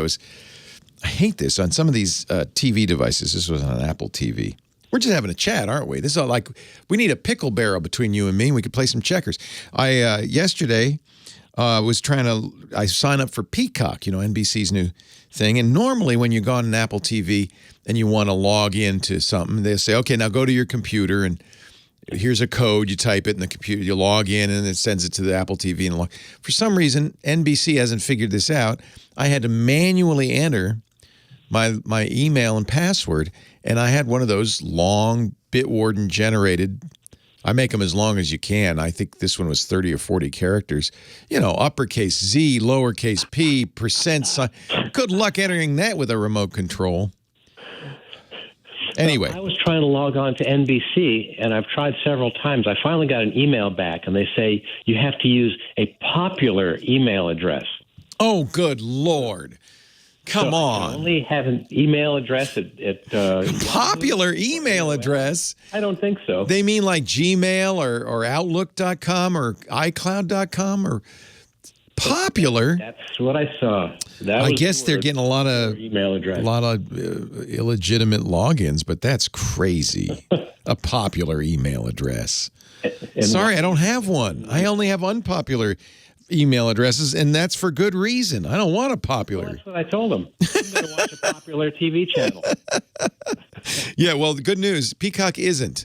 So, they shouldn't be so picky. Hey, I got to run, but it's a pleasure talking to you, Andrew. Next time, don't lose that piece of paper. I want to get to every one of your points throughout. It's in Keeper.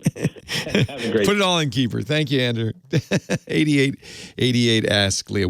I do recommend strongly, if you don't have a password manager, that you get a password manager, because it just makes it easy. Actually, there's a debate on this. Very well-known security researcher for Google, Tavis Ormandy, says don't use a password manager. Now, remember, he works for Google, and he's an expert in Google's browser, Chrome. He said a password manager, and as you know, most password managers, when you're using them in a browser, they have a little extension that you install. He said that extension breaks the Chrome security model, and if there's any malicious code in the JavaScript that's in that password manager extension, it could be malicious. It could be sending your passwords to Russia or somewhere, and that's dangerous. He says, just trust the browser. But I have to tell you that maybe that is more secure in some respects, but it's not more convenient because, well, there's lots of things you don't use the browser to log into, apps on your phone. You may not, have more than one machine. How are you going to get that password onto the other machine? I think that I understand what some security experts say is, the model for password managers is a little risky. You've got a central point of failure. You've got your vault in the cloud if that gets attacked, et cetera. But I think we also have to recognize that sometimes the perfect is the enemy of the good, that you want a perfect security. It may be so hard to use that nobody ever does it. And the password manager is probably, for most of us, I include myself, the best way to go. 8888 Ask Leo. We're going to take a little break. When we come back, we'll take more of your calls. If you were tuned in for Chris Marquardt, he's taken the week off, but I will give you our photo assignment when we come back. Stay here. No, the Apple TV does not have a browser. The Apple TV, there's, you can, what I end up doing, you can press the voice button. So I pressed the voice button on the Apple TV, and I spelled it out. And, of course, halfway through, Lisa starts talking, so I have to start over. Elmo, I have not tried Windows 11 yet. I probably won't until it comes out. Yeah, I do like, I guess, one of the answers to Tavis Ormandy's objections would be to use a password manager like KeePass, Retcon, that will let you host your blob locally. Bitwarden lets you do that. 1Password lets you do that. At least they used to. But that also raises the issue of who's going to be... Now, Retcon, you're smart. But who's going to do a better job of securing that password vault? And this is, there's no clear answer. If you're using the, LastPass password vault, you're relying on LastPass to keep it secure. They're very good at that. They're probably experts, probably more so than I am. On the other hand, it is a target because bad guys know, if we could only crack LastPass or Keeper or, whoever, we could get all those, get those vaults, and then we could kind of try to crack them at our leisure. Remember, the vaults are also fully encrypted with strong encryption, so it might take many years for them to crack them. If you use a good password, it certainly will. If you use two-factor, it'd make it almost impossible, I would think. But that is a central point of failure. I just feel like they're going to do a better job. They're professionals securing that vault than I am if I put it on Dropbox or somewhere, right? Wickety-wickety-wah. Leo Laporte, the tech guy. That's not Will Smith, is it? Jazz-O. Jazz-O. Oh, the Will Smith wannabe. Sue on the line from O'Fallon, Illinois. Hello, Sue. Hello, Leo. How are you today? I am well. How are you? Fantastic. I have some information about the 911 system. Wonderful. You guys were talking about. Thank you. There's a website called Smart 911. Okay. And what you do is go to the website, fill in all the information about the people in the household. You can put pictures of the people, what their medical issues are. Oh, that's great. Their ages, what animals are in the house in case they need to be aware of. We have cats, but I mean, they want to know. Sure, if there's a fire in the house, they want to know. You bet. Right, which door to use in case of an ambulance. That's great. Is by the back door. We've not. Thank God, we have never had to use it, but every year they send an email and have us update the information in case there's any changes. Now, is this a private company? I'm looking at their website, and it says they do work with public safety agencies in Atlanta, Chicago, Nashville, Seattle, Washington, D.C. It's not universal. Obviously, your 911 authorities would have to have a connection to the Smart 911 profile. Well, see, I've never used it, so I just got this information, and this is really interesting. I love the idea. Yeah. Yeah, you just call 911 and oh, you know what? You can enter your zip code, and it will tell you where it's supported. So you can say, if you can see right now if it's in your zip code or not. There's a form on the site. Well, apparently they took all my information, so... Yeah, I mean, they may take your information. I'll tell you, here's my concern.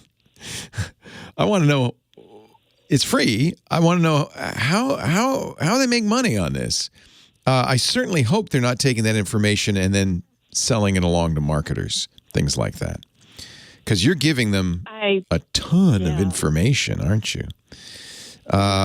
If they don't have a monetization strategy that's obvious, I don't see any ads, they're not charging you, then I wonder who's paying for this? I don't know. Yeah. So we should always ask that question. I found out. I looked on their frequently asked questions. Smart 911 is a free service. The services are paid for by public agencies. So that's good. So the agencies they work with, and I think every region, I'll contact our local 911 center and say, hey, why don't you support Smart 911? This is a great idea. I like this idea. And you just call 911 and then they'll have all that. Yeah. When they connect your phone number that you've called from, that immediately brings up all your information. So while whoever is on the way to your house, they've got that information before they even get here. Yeah. And they say in their privacy policy, this is all, I'm kind of doing this out loud because this is the process I always go through when I see a site like this. I want to know, well, it doesn't cost me anything. Who's paying for it? And are they using my information? And they are very clear in the privacy policy. We do not pass your information along to anybody but 911 call takers and responders, and only if you call 911. So that's good. I like that. Their privacy policy is very good. This is a great idea. I wish more people knew about this. I'm so glad you called, Sue. I don't know how I found out about it, but we've been registered with them for 4 or 5 years now. And like I said, we've never had to use it, but they do contact us to keep it updated. As they should, yeah. I love this idea. And, of course, they have to interface with the 911 in your area because the 911 in your area has to have the capability. I bet you they have a terminal or something that they sell to these agencies, and that's how they make their money. And these agencies then, yeah, because they'll need something. It wouldn't normally show up on the 911. This is good. Smart911.com. Thank you, Sue. Leo? Yes? Mary Kaliki Makahoa. Oh! Mahalo. All I know is you said Merry Christmas. That's all I know. Well, yeah. We stayed at the Halekoa, which it means House of the Warrior. My husband was in the Army. Wow. And it's right next to the Hilton on Waikiki. Oh, yeah. We're going to be just down the road a piece from you. Yeah. I know. Did you love it there? You were stationed there, huh? Yeah. No, he wasn't stationed there. We just went to visit a few years ago. Nice. And be aware the ABC stores are about every block. That's the liquor stores. It's like a little, it's a confectionery kind of thing, a little bit of everything. Okay. And we enjoyed it very much. Never been to any of the other places, but I can't wait. You will be. I've never been there, so. Oh goodness, the Pearl Harbor. I can't wait. Yeah, that's going to be a very moving moment. Yeah, I'm sure you will be seeing the USS Missouri too. Oh, you bet. To it, where, you bet. Where they signed the peace agreement with Japan. So, that's right. Yeah, it was wonderful. Have a good time. Thank you, Sue. Pleasure speaking to you. Have a great day. Mahalo. Aloha. That's all I know. Harlan, Fallbrook, California. You're next. Hi, Harlan. Good afternoon, Leo. Good afternoon. Many years ago, I was considering getting the security bracelets or necklaces that you could push and warn somebody. Yep, we got some for my mother-in-law just the other day because, I don't want to go into details, but it's a good thing for her to have. Good thing for anybody with medical conditions to have. Yeah. So we live on a farm, and I'm out and about, not always in the house. And my wife and I are 80 years plus. And I heard you talking about a new device that had just come out, made by Apple, that your watch is your warning device. That's right. And I called my daughter, had just retired from IRS, and she says, well, if you're going to get those, we should get you a new telephone. Oh. So I'm talking to you on my new telephone. I'm wearing my new... Nice daughter. And we've had these for a few years now. Aren't they great? Fall detection for you would be very important. I got one from my mom for the same reason. She lives alone. If she fell, we'd want to know. And the fall detection on these watches is fantastic. Well, my wife was cleaning the dinner table off shortly after we got them, and she carried something over to put in the refrigerator. She had an argument with the refrigerator. Uh-oh. My phone went off that something had happened, and my wife goes, "Who's calling?" My daughter in Fresno got a call. Oh, that's great. She called to see what happened. Oh, hallelujah. And she says, well, call 911.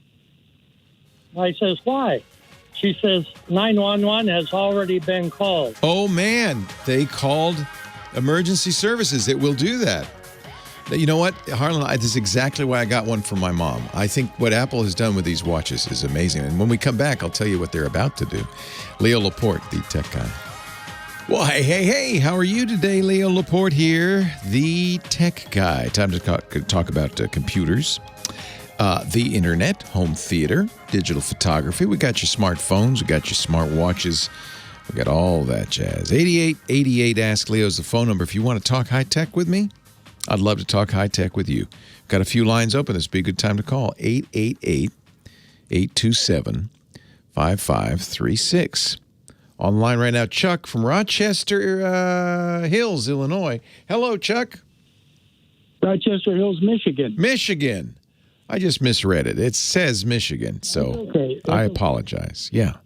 No problem. Yeah. Good. I hope you enjoy your trip next week. Thank you. My question is, I just bought a new 2021 Sony 65-inch OLED, and the salesman said, this is the first one we've sold that has next-gen TV in it. Nice. I said, what's that? And he said, I don't know. It has something to do with the over-the-air signal.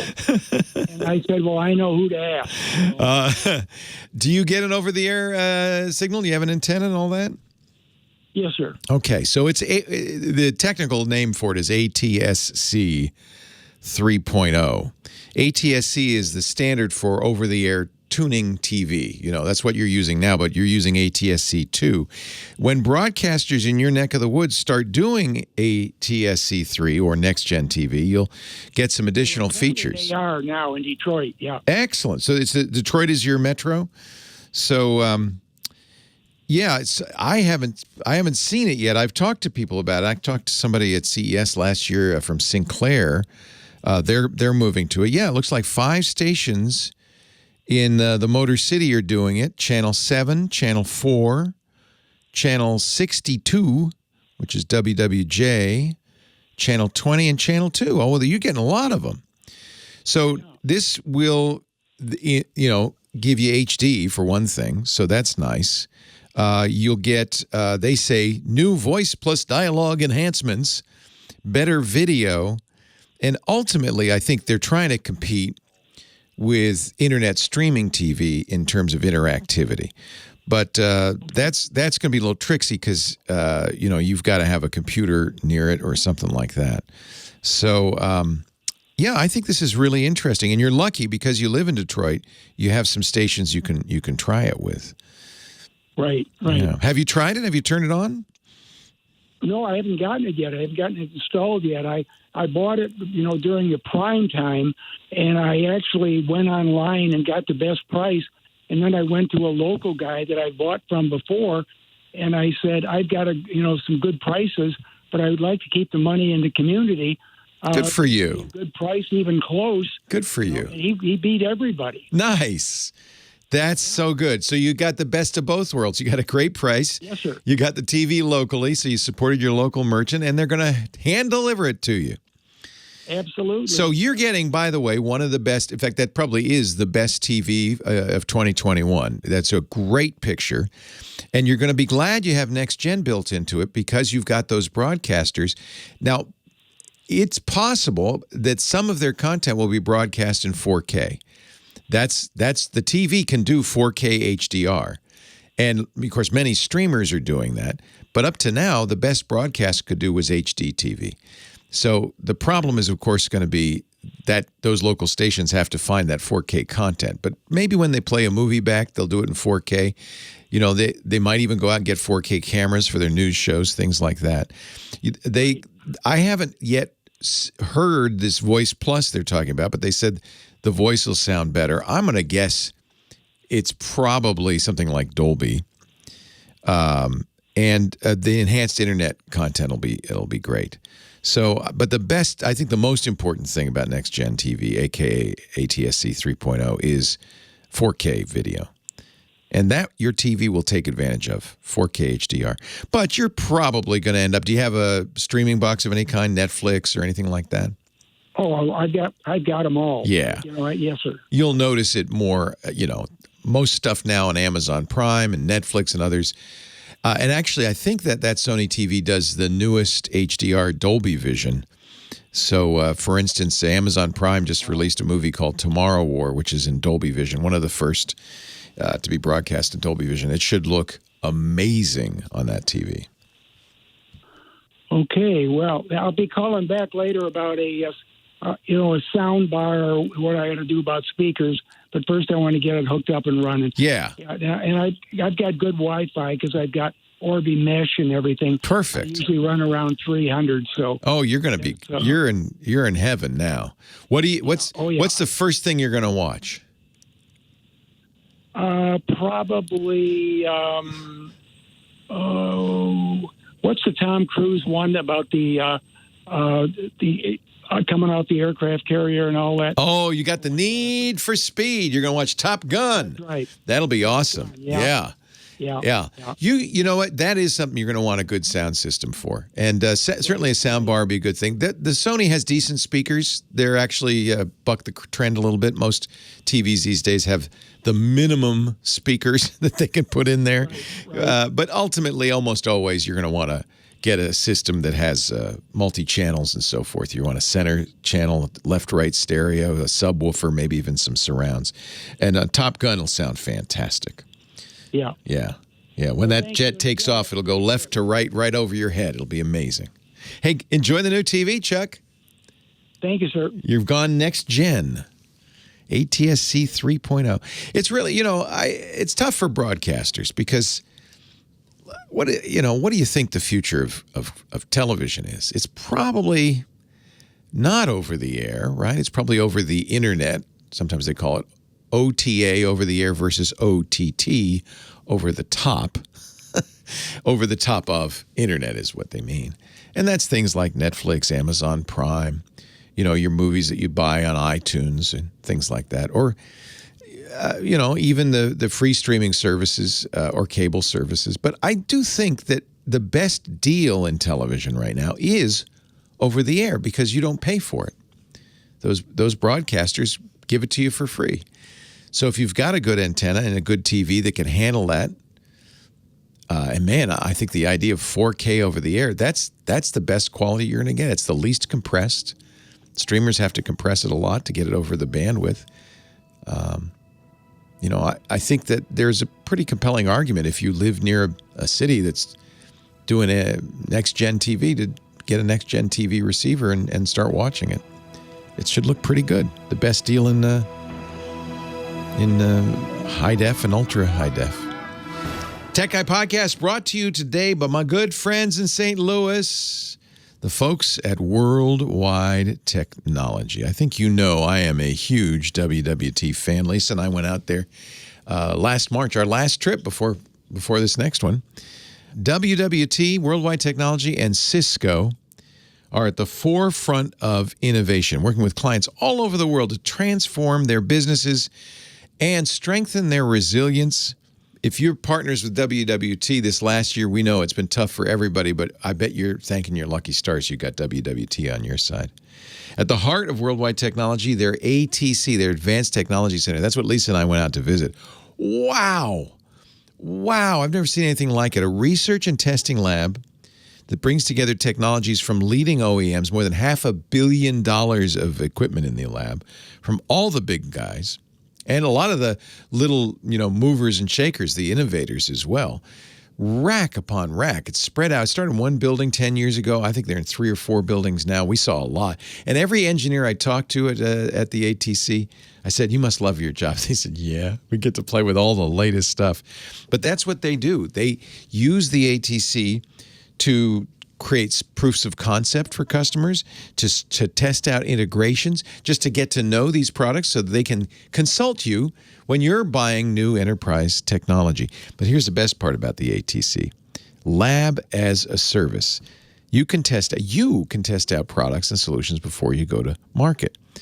The ATC is online, and anybody can use it anywhere in the world 24/7. If you're a partner, go to wwt.com/twit, sign up. You'll not only get those labs, you can also get technical articles, expert insights, demonstration videos, white papers, everything you need to do that thing that is so hard to stay up to date with the latest technology. Most recently, WWT's engineers and partners have been using the ATC to help customers confidently select the best solutions for reopening, right? We're reopening our offices, our physical spaces, and there's a lot of technology that goes along with that. They helped a large design and construction firm stay in business during the pandemic, and now that we're starting to come back to work, enable a safe and seamless return to the office and to the job sites for this construction firm. WWT consultants do what they always do. They use their expert knowledge. They use that advanced technology center. They used in-depth analysis to maximize existing IT investments to improve the employee experience. And then the adoption services team delivered customized training to the company's diverse employee base to make sure they were comfortable with the new technology. They knew how to use it. This is the thing I love about WWT. It's service from beginning to end, from the very earliest strategizing, planning. They work with you to look at your business goals, and they go all the way through installation and then even training and support after the fact. They're there. They're partners. That's the point. And they really pride themselves in that. WWT worked with a state university to create new opportunities for students to connect with faculty online. It was a big challenge, wasn't it? WWT helped that university, won't name names, but you would know the name, test and compare virtual collaboration solutions in the ATSC so they could find one that worked right for their students and their professors. They help train and engage faculty and students to ensure strong adoption. That's always a challenge when you get these solutions. You got to get a buy-in from the teachers. But WWT is so good at all of this. They really are the best. Using their personal-based approach, WWT can not only identify what technology you need to safely reopen, but they can architect and implement a variety of solutions, including, fever screening, occupancy monitoring. They can even set up contact-free conference rooms. Take a look. See how WWT and Cisco, their partner, can help bring clarity to your reopening plans and implement solutions that enable flexible working. Go to wwt.com/twit to get started and gain access to those valuable resources, including the Advanced Technology Center. That's wwt.com/twit. WWT. Make a new world happen. Thank you very much, WWT, for your support and partnership with us. We really appreciate it. wwt.com/twit. Now back to the tech guy. Leo Laporte, the tech guy. I feel like today anyway, the Don Ho of radio. 88. Are they going to sing or is it just ukulele? Oh, there they go. You want to know how to drive a teenager crazy? I was playing Hawaiian music just like this throughout the whole house the other day, just to get in the mood. And Michael came screaming and said, "What is that noise?" It's funny, we baby boomers, as kids, our parents were asking us that. What is that noise? Turn down that music. Now our kids are asking us. At no point in time did anybody like our music. 8888 Ask Leo. Micah's on the line from Maine. He is our airline pilot guy podcaster. Not an airline pilot himself, but a big aviation fan. Right, Micah? Well, let me correct you on that if you don't mind, Leo. I am involved with the airline pilot guy, but really I'm an airplane geek podcast. I'm sorry. I always get that wrong. Airplane geek podcast. The airplane geeks, yes. And in fact, today we just covered the Spurwink Farm fly-in and pancake breakfast. That was just amazing. Wait a minute. On this beautiful. Wait a minute. Is that the biggest thing that happened in aviation today? The Spurwink Farm flyover? Pancake breakfast and fly-in. Yeah. Okay. There were over 100 planes from all over New England. Actually, that's pretty cool. Where is Spurwink Farms? Just out of curiosity. Cape Elizabeth, Maine. Looks right over the banks of the Atlantic Ocean. It's normally a horse pasture, but it's also an airfield. And there was even a 1939 Beechcraft Staggerwing that I'm sure knows what that is. And it was gorgeous. Wow. Absolutely a beautiful day. Do you fly yourself, Micah? No, I used to do radio and I used to interview musicians and people say, "Do you play?" And I said, "No, I just criticize those that do it." It's the same thing with pilots. Yeah, same thing for me. Yeah. Those who can't, go on the radio. Exactly. Or now podcasts. But you know what? If that's the whole beauty of podcasts, if you're something that you love and you're crazy about and you're passionate about, make a podcast about it, because I guarantee you there's other people who share your passion. That's really fun. We have over 10 on the Airplane Geeks. We have over 10,000 downloads a week, which is pretty good. It's very good. Doing it for 11 years. Just finished episode 660. It's a weekly podcast. So that's with Bradley Guy Launchpad Marzari, I see. Oh, well, that's a sad story. Brad launched we lost him last week. Yeah. In his Focke-Wulf 149D. He came down and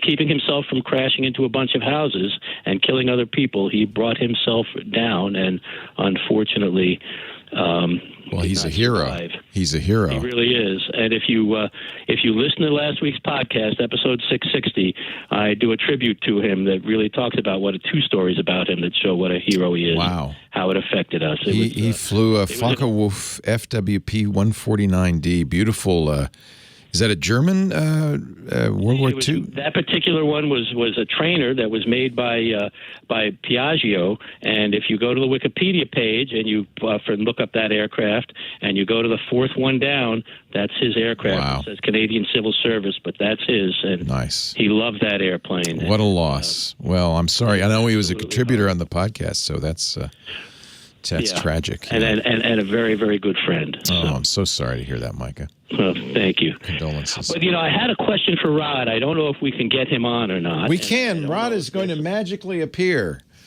Hello? Boing. Hello?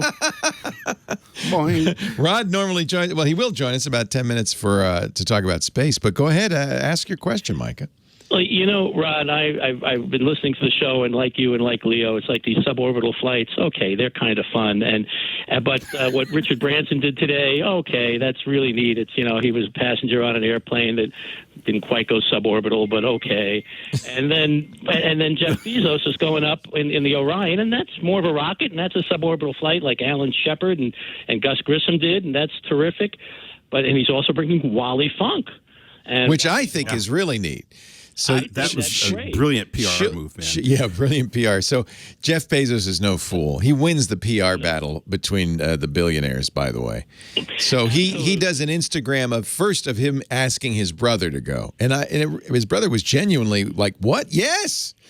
And then, even more brilliant, and this is on Jeff's Instagram account.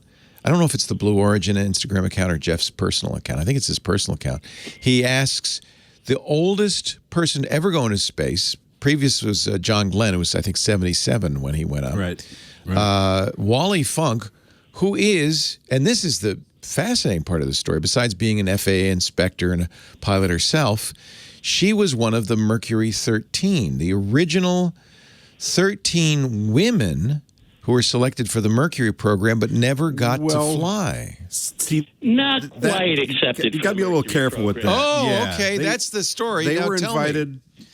They were invited by the Loveless Clinic, who had done all the training, or excuse me, the examinations. Oh, it wasn't NASA that asked her. No, it was Randy Lovelace who ran that, saying, I'd like to know about women too.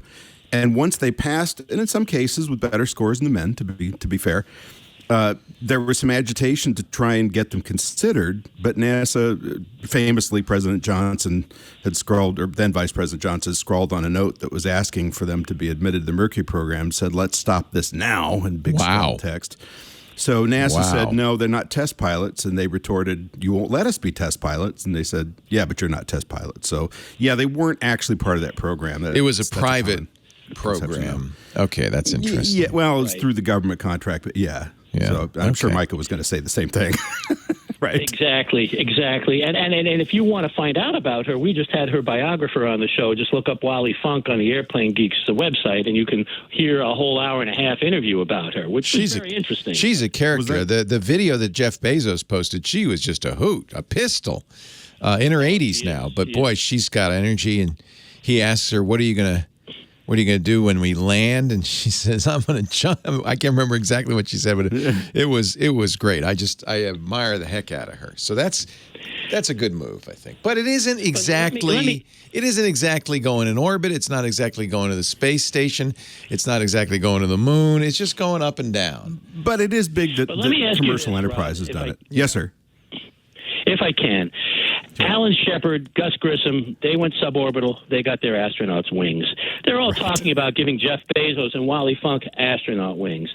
And my opinion, and I'm very explicit with it, and it's very controversial, and people are campaigning for Wally Funk to get her astronaut wings. She's not an astronaut. Jeff Bezos isn't an astronaut. They're passengers.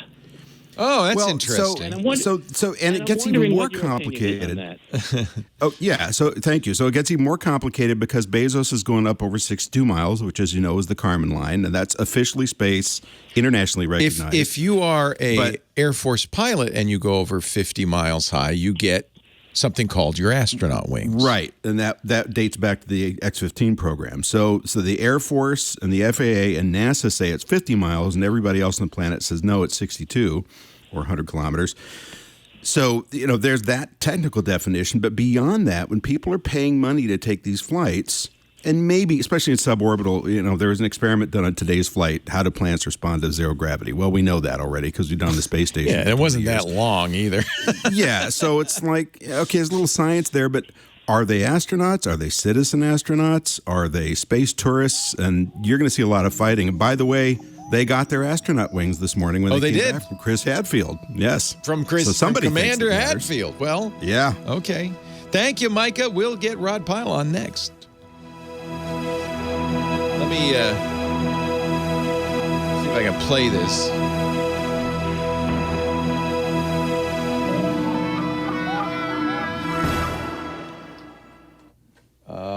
I have so much trouble playing stuff back. Yeah. I don't know why Firefox doesn't like me. Let me see if I can do this. No, it's really, I have to figure out why. I've been trying to play stuff back all day on Firefox, and it's just not happening. Let me paste this into Safari, see if I can play it back on Safari. Yeah, it was really cute. And I think, so that's interesting because, I didn't hear that slight editorial gloss on the Mercury 13. I do remember, the reason it resonated because I remember they talked about it, I think, in For All Mankind. Yeah, I think so. Yeah, so I thought, that, and I don't know if they explained that either, but there's been a series of books written about it. Micah mentioned the biography of Wally Funk, which I think is Loretta Hall's book. She's an old friend. So there's been a new spate of books about it, but it took this long for the real story to get out, which is, it was a well-intentioned effort. It's just that NASA and President Johnson said, no. That sounds like LBJ in a nutshell, I got to tell you. Vice President Johnson. Yeah. So was he in charge of NASA at the time? At least nominally, yeah. I mean, he was really running that whole thing, and had it not, he gets less credit than he deserves for a lot of things. He desegregated NASA at a time when that was not a popular decision, along with the other civil rights. Was he responsible for the Hidden Figures women? I wonder. That was before. But there was active desegregation in the mid-'60s, and actually, while he's gotten a lot of bad press overall, von Braun was one of the first to really push it forward hard. And there's a great picture of him standing toe-to-toe with George Wallace, who was telling him, you can't do that. And he said, watch me. I am NASA. And Wallace said, okay. So, yeah, interesting stories. Wow. Okay, there's so many things I could say at that point, but I just you would have thought that George Wallace and Wernher von Braun would have had more in common than apart. You'd think, but he was reforming himself. And I've often wondered, you remember all that stuff from the late 50s on Tomorrowland TV and the Wonderful World of Disney that had von Braun in it? I have to wonder, I've been able to find... Yeah, he was really He lionized. was. Yeah. And I've found no evidence to this account, but I just have to wonder if the government tapped with Disney on the shoulder and said, we need to do some rehab here. Can you help us? Because it was brilliant programming. And it made him out to be a saint, and he wasn't. What movie or TV show was the line, our Nazis are better than your Nazis? Oh, The Right Stuff. That was The Right Stuff. Nazis are better than your Nazis. I think it was actually our Germans are better than your Germans. That's it, but the sentiment you know what the sentiment was. I loved The Right Stuff, by the way. That was great book, even better movie. Just loved it. I hope it was. Is it a little inaccurate? Don't disillusion me. Yeah, I won't give you that. But it was. But it was a myth creator, and that scene where Sam Shepard first rides up on the X1 and it's just sitting there burning off a little bit of fuel. Yeah. And they got that spooky music out in the middle of the desert and everything. I think that's my favorite scene in the whole movie. Oh, I love it. Give me a stick of Beemans. Love that. Yeah. I don't care. Chuck Yeager's a hero. I don't want to hear anything against him. That's manly stuff, yeah. He's a man. Ladies and gentlemen, the return of Rod Pyle. I can't really introduce you now because you were just on. Rod Pyle is our space guy, author of many great books about space, including Interplanetary Robots, Amazing Stories of the Space Age, and I can always forget the name. Is it First on the Moon? Oh, let me turn your microphone on. Go ahead, Rod. First on the Moon, the Apollo 11 Experience. That is a beautiful book. Lots of pictures. Really wonderful way to celebrate that 50th anniversary. A true labor of love. I like it that Jeff Bezos is going up on July 20th. Yeah, I do too, although I bet there's a moment or two where he's regretted that decision since he made it public now, especially the today. minute he announced that we are going to go up in the New Shepard. Bezos at least is showing respect for NASA and the history of space. He named his rocket the New Shepard because it's basically duplicating Alan Shepard's up and down first flight of an American. He's going on July 20th, which of course is the famous day in 1969 that man first walked on the moon. And he's also, I think he is, by bringing Wally Funk, he's showing some reverence for the history of aviation. But then, having announced that date, along comes another billionaire, not quite so rich, but rich enough, Richard Branson, who says, I'm going up July 11th this morning. I'll show you. Yeah. It's not a competition, Jeff, but... yeah, so it's an interesting time. And by the way, Wally Funk, for people who weren't able to listen during the break, was one of the women who was tested for spaceflight adaptability and capability in the 60s by the same clinic that was running the test for the Mercury program. I think that was on the air, wasn't it? Was it? I think we were talking on the air with Micah, yeah. Well, then I sound like an idiot. Okay, very good. And by the way, I may be an idiot. One of us probably is, maybe both. So there'll be some discussion of this. I'm doing a number of talks at a convention called Space Fest next week, July 15th through the 18th. Where's that going to be? Tucson, Arizona, where it's about 190 degrees. Hey.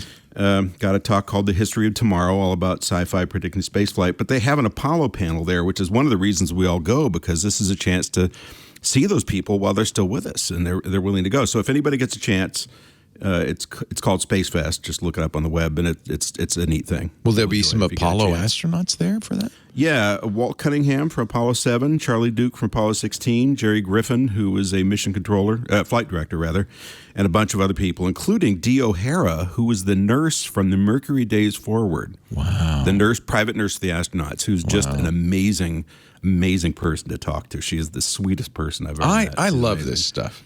And I have to say, it's exciting to see all the interest in space. And so the attention given to both Branson and Bezos as they do this kind of, not super significant up and down into space.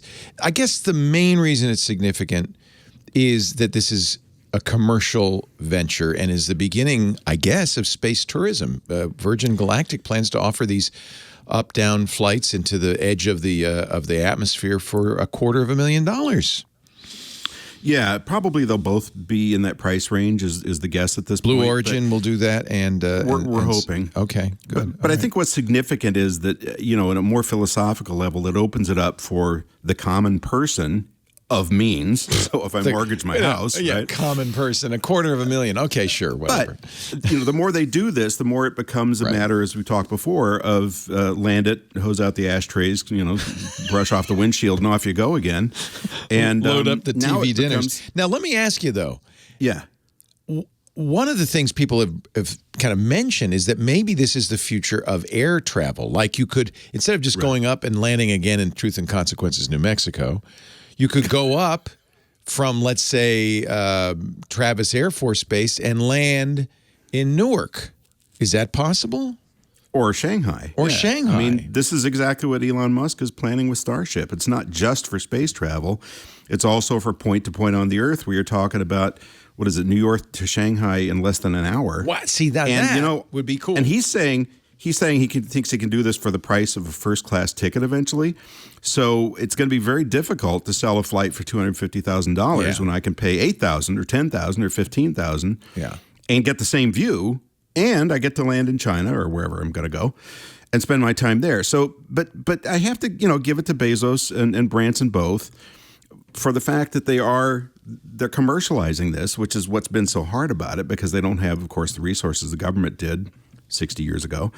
And while we can learn a lot from what the government did back then, and the New Shepard, it's got reusable engines and so forth, but it's not that dissimilar from the Redstone in terms of thrust and et cetera. And, they're doing a lot to really open this up for the rest of us, so that non-government actors, maybe not you and me, but private citizens can go up there and do reasonable work, suborbital for now, but at least on the Blue Origin side, they're building bigger rockets, and they're going to make it to orbit, and it won't be long.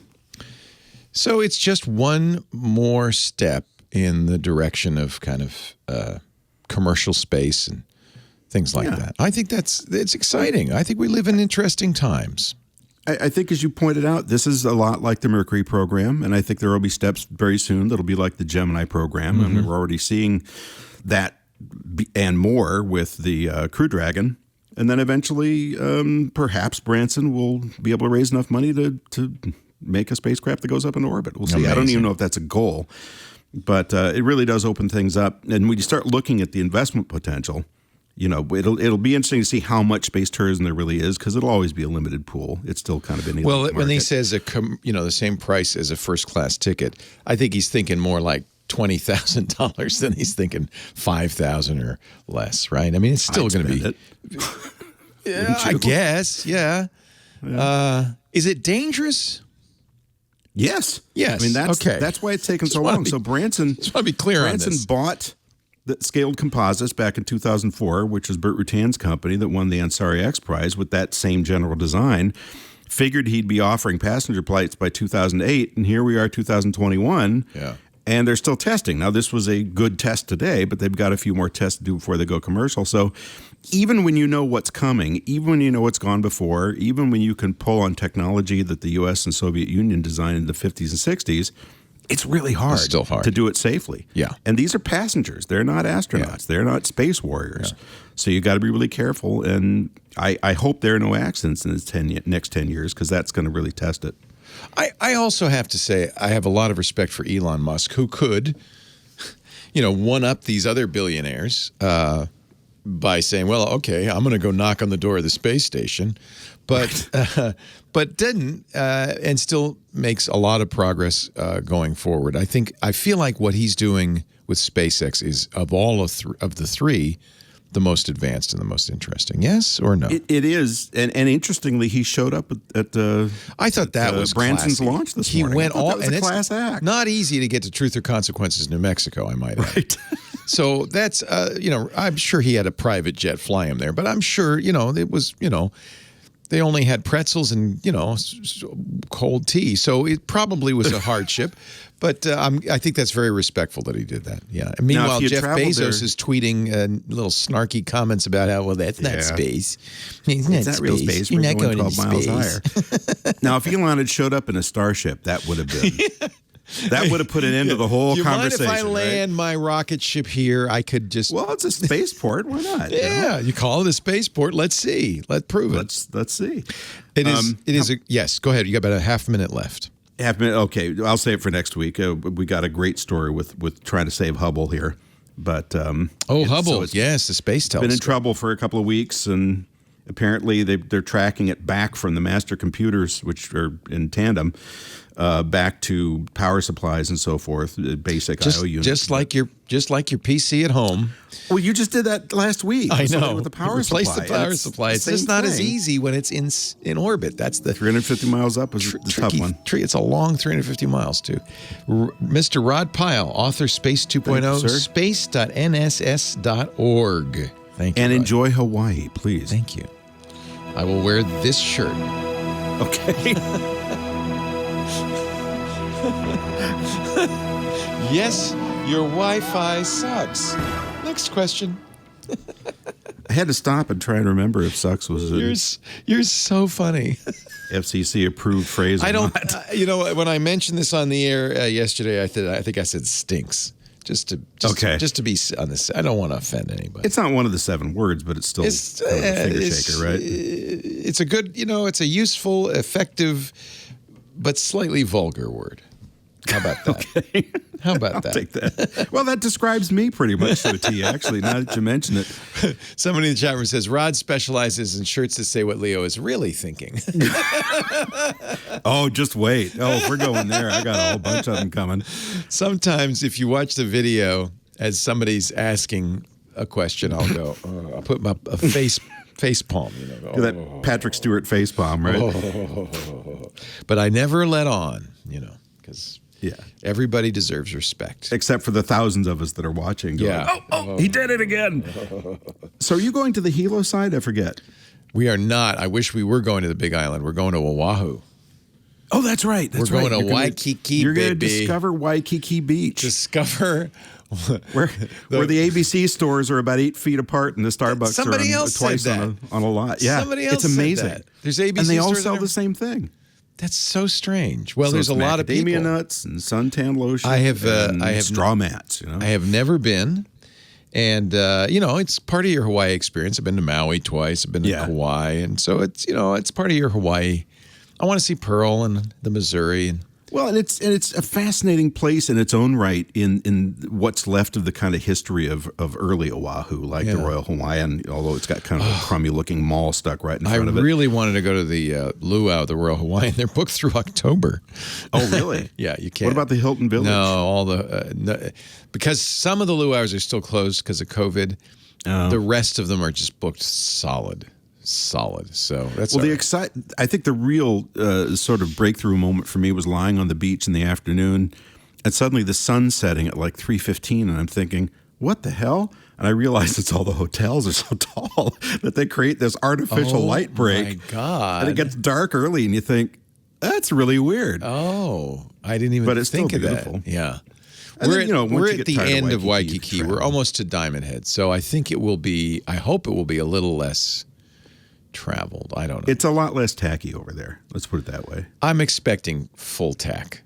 But that's kind of fun too. Yeah, I'm expecting. It's a little bit like going state line in California instead of Las Vegas. You know, I'm expecting in the tiki room. Yeah. With an equal number of people jammed shoulder to shoulder. Right. So I won't be disappointed. It'll be fun. I really love the culture, the real Hawaiian culture. I adore. But well, and if you can, are you able to get a rental car? No. Oh no. We're going to take the bus. We're not going to do that. We're going to. No. We booked some tours by locals, so they come and get you. Because the North Shore is beautiful. Yeah, I really wanted to stay in Turtle Bay, to be honest, but this was all Lisa's plan, and I want to support her. So then it's the right plan. It's Leo. Repeat after me. exactly the right plan. Okay, that's the next shirt. Yes, dear, I agree 100%. Thank you, Rod.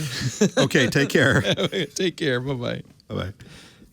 And the words say, no, your Wi-Fi is not secure. Leo Laporte, the tech guy, 8888. Ask Leo. Thank you, Professor Laura, for playing Hawaiian music all day, making me feel good and everybody else feel terrible. That's good. Good job. Well done. Bravo. Yes, I am off to Hawaii tomorrow. But I'll be back and we'll do more tech talk. I won't leave you alone. No, sir. Next week we'll have how do we say this politely? Not a rerun, a best of. How about that? Laura will put that together, and I'll be back in a couple of weeks. I did want to mention Chris Marquardt, who was not here this hour to talk about, or last hour, I guess, to talk about his photo stuff, because he was doing his first workshop since the beginning of the quarantine. Yay, Chris. Go, Chris. Still looking, though, for photos that illustrate the letters of the alphabet. This is our photo assignment. And when Chris gets back in a couple of weeks, we will pick a number of photos that illustrate the alphabet and talk about them. Now, this is not a picture of, the letter A on a sign. We're talking something in the real world that looks like the letter A, B, or C. In fact, if you go to Flickr.com and the Tech Guy group on Flickr, that's where you'll be uploading those. You can see not only the assignment in detail, but so far what letters we have, because what we would like, and this is going to be tough, we'd like to get the entire alphabet. Some letters are harder to find in real life, in nature, than others, but we'd like to get all of the letters of the alphabet. So he'll have a list of the ones missing still. He'll keep that up to date. So find out more, Flickr.com, and go to the Tech Guy group. If you do get a great picture that of any letter of the alphabet and you want to upload it, it's okay to do so. Just make sure you tag it TG Alphabet, and we will pick a couple or three to review in 2 weeks. 8888 Ask Leo, last few minutes of the show. Joe is on the line from Riverside, California, and I'm so glad you called because we were asking about 911. Yeah, there's a telephone system you can buy at Best Buy or Costco. The name of it is Ooma. I'm familiar with it. Yes, it's a VoIP service, voice over the internet. It uses your internet for calls. Correct. And I don't know if that gentleman is interested in it, but we pay over the past 12 years under $6 a month. Nah, it's not. Yeah, he was paying $60 for an AT&T landline, but that's the difference. Ooma's not a landline. It's using your internet, and so if your internet goes down, let's say your power goes out or your internet service provider goes down, so does your phone system. So that's the reason he was keeping a landline, is because he wanted a system that would stay up even in emergencies. And the problem, and the real question is, do the phone companies care anymore about this? Because companies like Ooma are eating their lunch. So yeah, you get 911, you get E911, right, with Ooma? Correct. Yeah. But if your internet goes out, you're not going to get anything. You're going to get silence, and that's the problem. Well, yeah, that's true. Yeah. They tell you this, and it's good to be aware of. I keep a physical landline from the old-fashioned phone company. The phone plugged into the wall, not into the power, so it's getting its power from the phone company. And the theory has been up to now, well, that's for emergencies. If the power goes out, your internet goes out. You know, we live in earthquake country. I know many of you live in Hurricane or Tornado Alley, and you know, something bad happens. It's not unusual for your internet to go out, your power to go out. But if there's an emergency and you don't have power or internet, you could still make a phone call on a landline that's powered by the phone company. The problem is, and this caller was exemplifying it, the phone companies don't want to do it anymore. They don't want to run those copper lines. They cut them whenever they can. And when they can't, they just charge you through the roof. I was stunned that the lowest price he could find was $60. Yes, you save money, a lot of money with Ooma or other VoIP solutions. But, you know, I think a lot of people, I would say probably soon to be the majority of people, just use their existing cell phones. And those probably are a little more robust. Those generally work even in a power outage. I know. Because when my power went out the other day, I got on my cell phone to find out why. All right, so thank you for the call. I appreciate it. And yes, I'm very familiar with Ooma. It's one of many very good voice over internet services that use your internet for access. Bill's on the line from Salisbury, Maryland. Hello, Bill. Leo Laporte, the tech guy. Hey there. Thanks for all the years of info and useful tips. My pleasure. Thanks for listening. Hey, I'm sure you've covered this. It's a simple thing. I work at home. I've got Comcast ISP. I got a split modem. And I got a pretty robust Linksys router, you know, with like 8 antennas on it, looks like a small drone or something. Yeah, or an upside down spider. Yeah. Yeah, exactly. I just don't know the name of it. But you know, I've got the AVG Internet Security, which I don't know, maybe that's garbage. I don't know if it is or not, but it seems to be okay.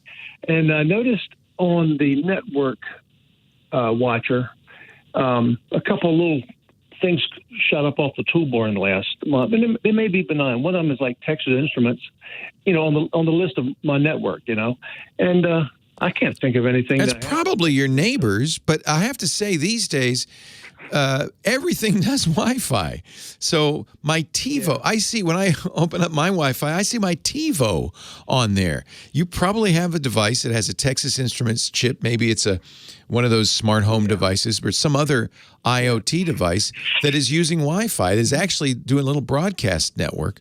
That's fine. That's not going to interfere with you. I did see that commercial today with HP Wolf, their Wolf Security, you know, and they got, I don't know who that is. It looks like Dennis Miller or somebody. But anyway, and it's a scary ad. Yeah, and honestly, security's tough. And I don't want to say you don't need security, because you do. But honestly, how you behave is much more important. Sure. And any security solution, I don't care if it's Wolf or AVG or whatever, is not going to protect you if you misbehave, right? Because they don't want to stop you from doing what you want to do. So if you go out and you go to hacker.ru and download latest Russian wallpaper, they're not going to stop you. They're not. And who knows what you're going to get. That's part of the problem is that these malware guys are moving much more quickly than the antivirus and the security guys. Yeah. Should I hang on to that original password that's on the back of the router? No, I would change that. It's a random password. They print that label differently for every router, so it's fine. But you don't have to. The password isn't that important. Again, because in order for someone to hack your Wi-Fi, they'd have to guess your password, and they have to be sitting right out in the curb. So make it something you can remember. I would change the name of the router. It shouldn't say Linksys because that announces what's there. You should make it something else. I use Japanese movie monsters personally, but make it something else. It doesn't have your address, your name. Most importantly, it doesn't say what make of router you have, because that gives the bad guy a little more information about various attacks they can pursue. You know, they may know of a vulnerability, for instance, on Linksys. So I would name it. I would change the name, but you can use that password or you can change the password. But it's most important that you keep that password on. That really is one of the most important things to do. Hey, thanks for the call, Bill. Thanks everybody for listening. Have a great Geek Week. See you next time. Well, that's it for the Tech Guy Show for today. Thank you so much for being here. And don't forget, TWiT, T-W-I-T. It stands for This Week in Tech, and you'll find it at twit.tv, including the podcasts for this show. We talk about Windows on Windows Weekly, Macintosh on MacBreak Weekly, iPads, iPhones, Apple Watches on iOS Today, security on Security Now. I mean, I can go on and on and on. And, of course, the big show every Sunday afternoon, This Week in Tech. You'll find it all at twit.tv. And I'll be back next week with another great Tech Guys show. Thanks for joining me. We'll see you next time.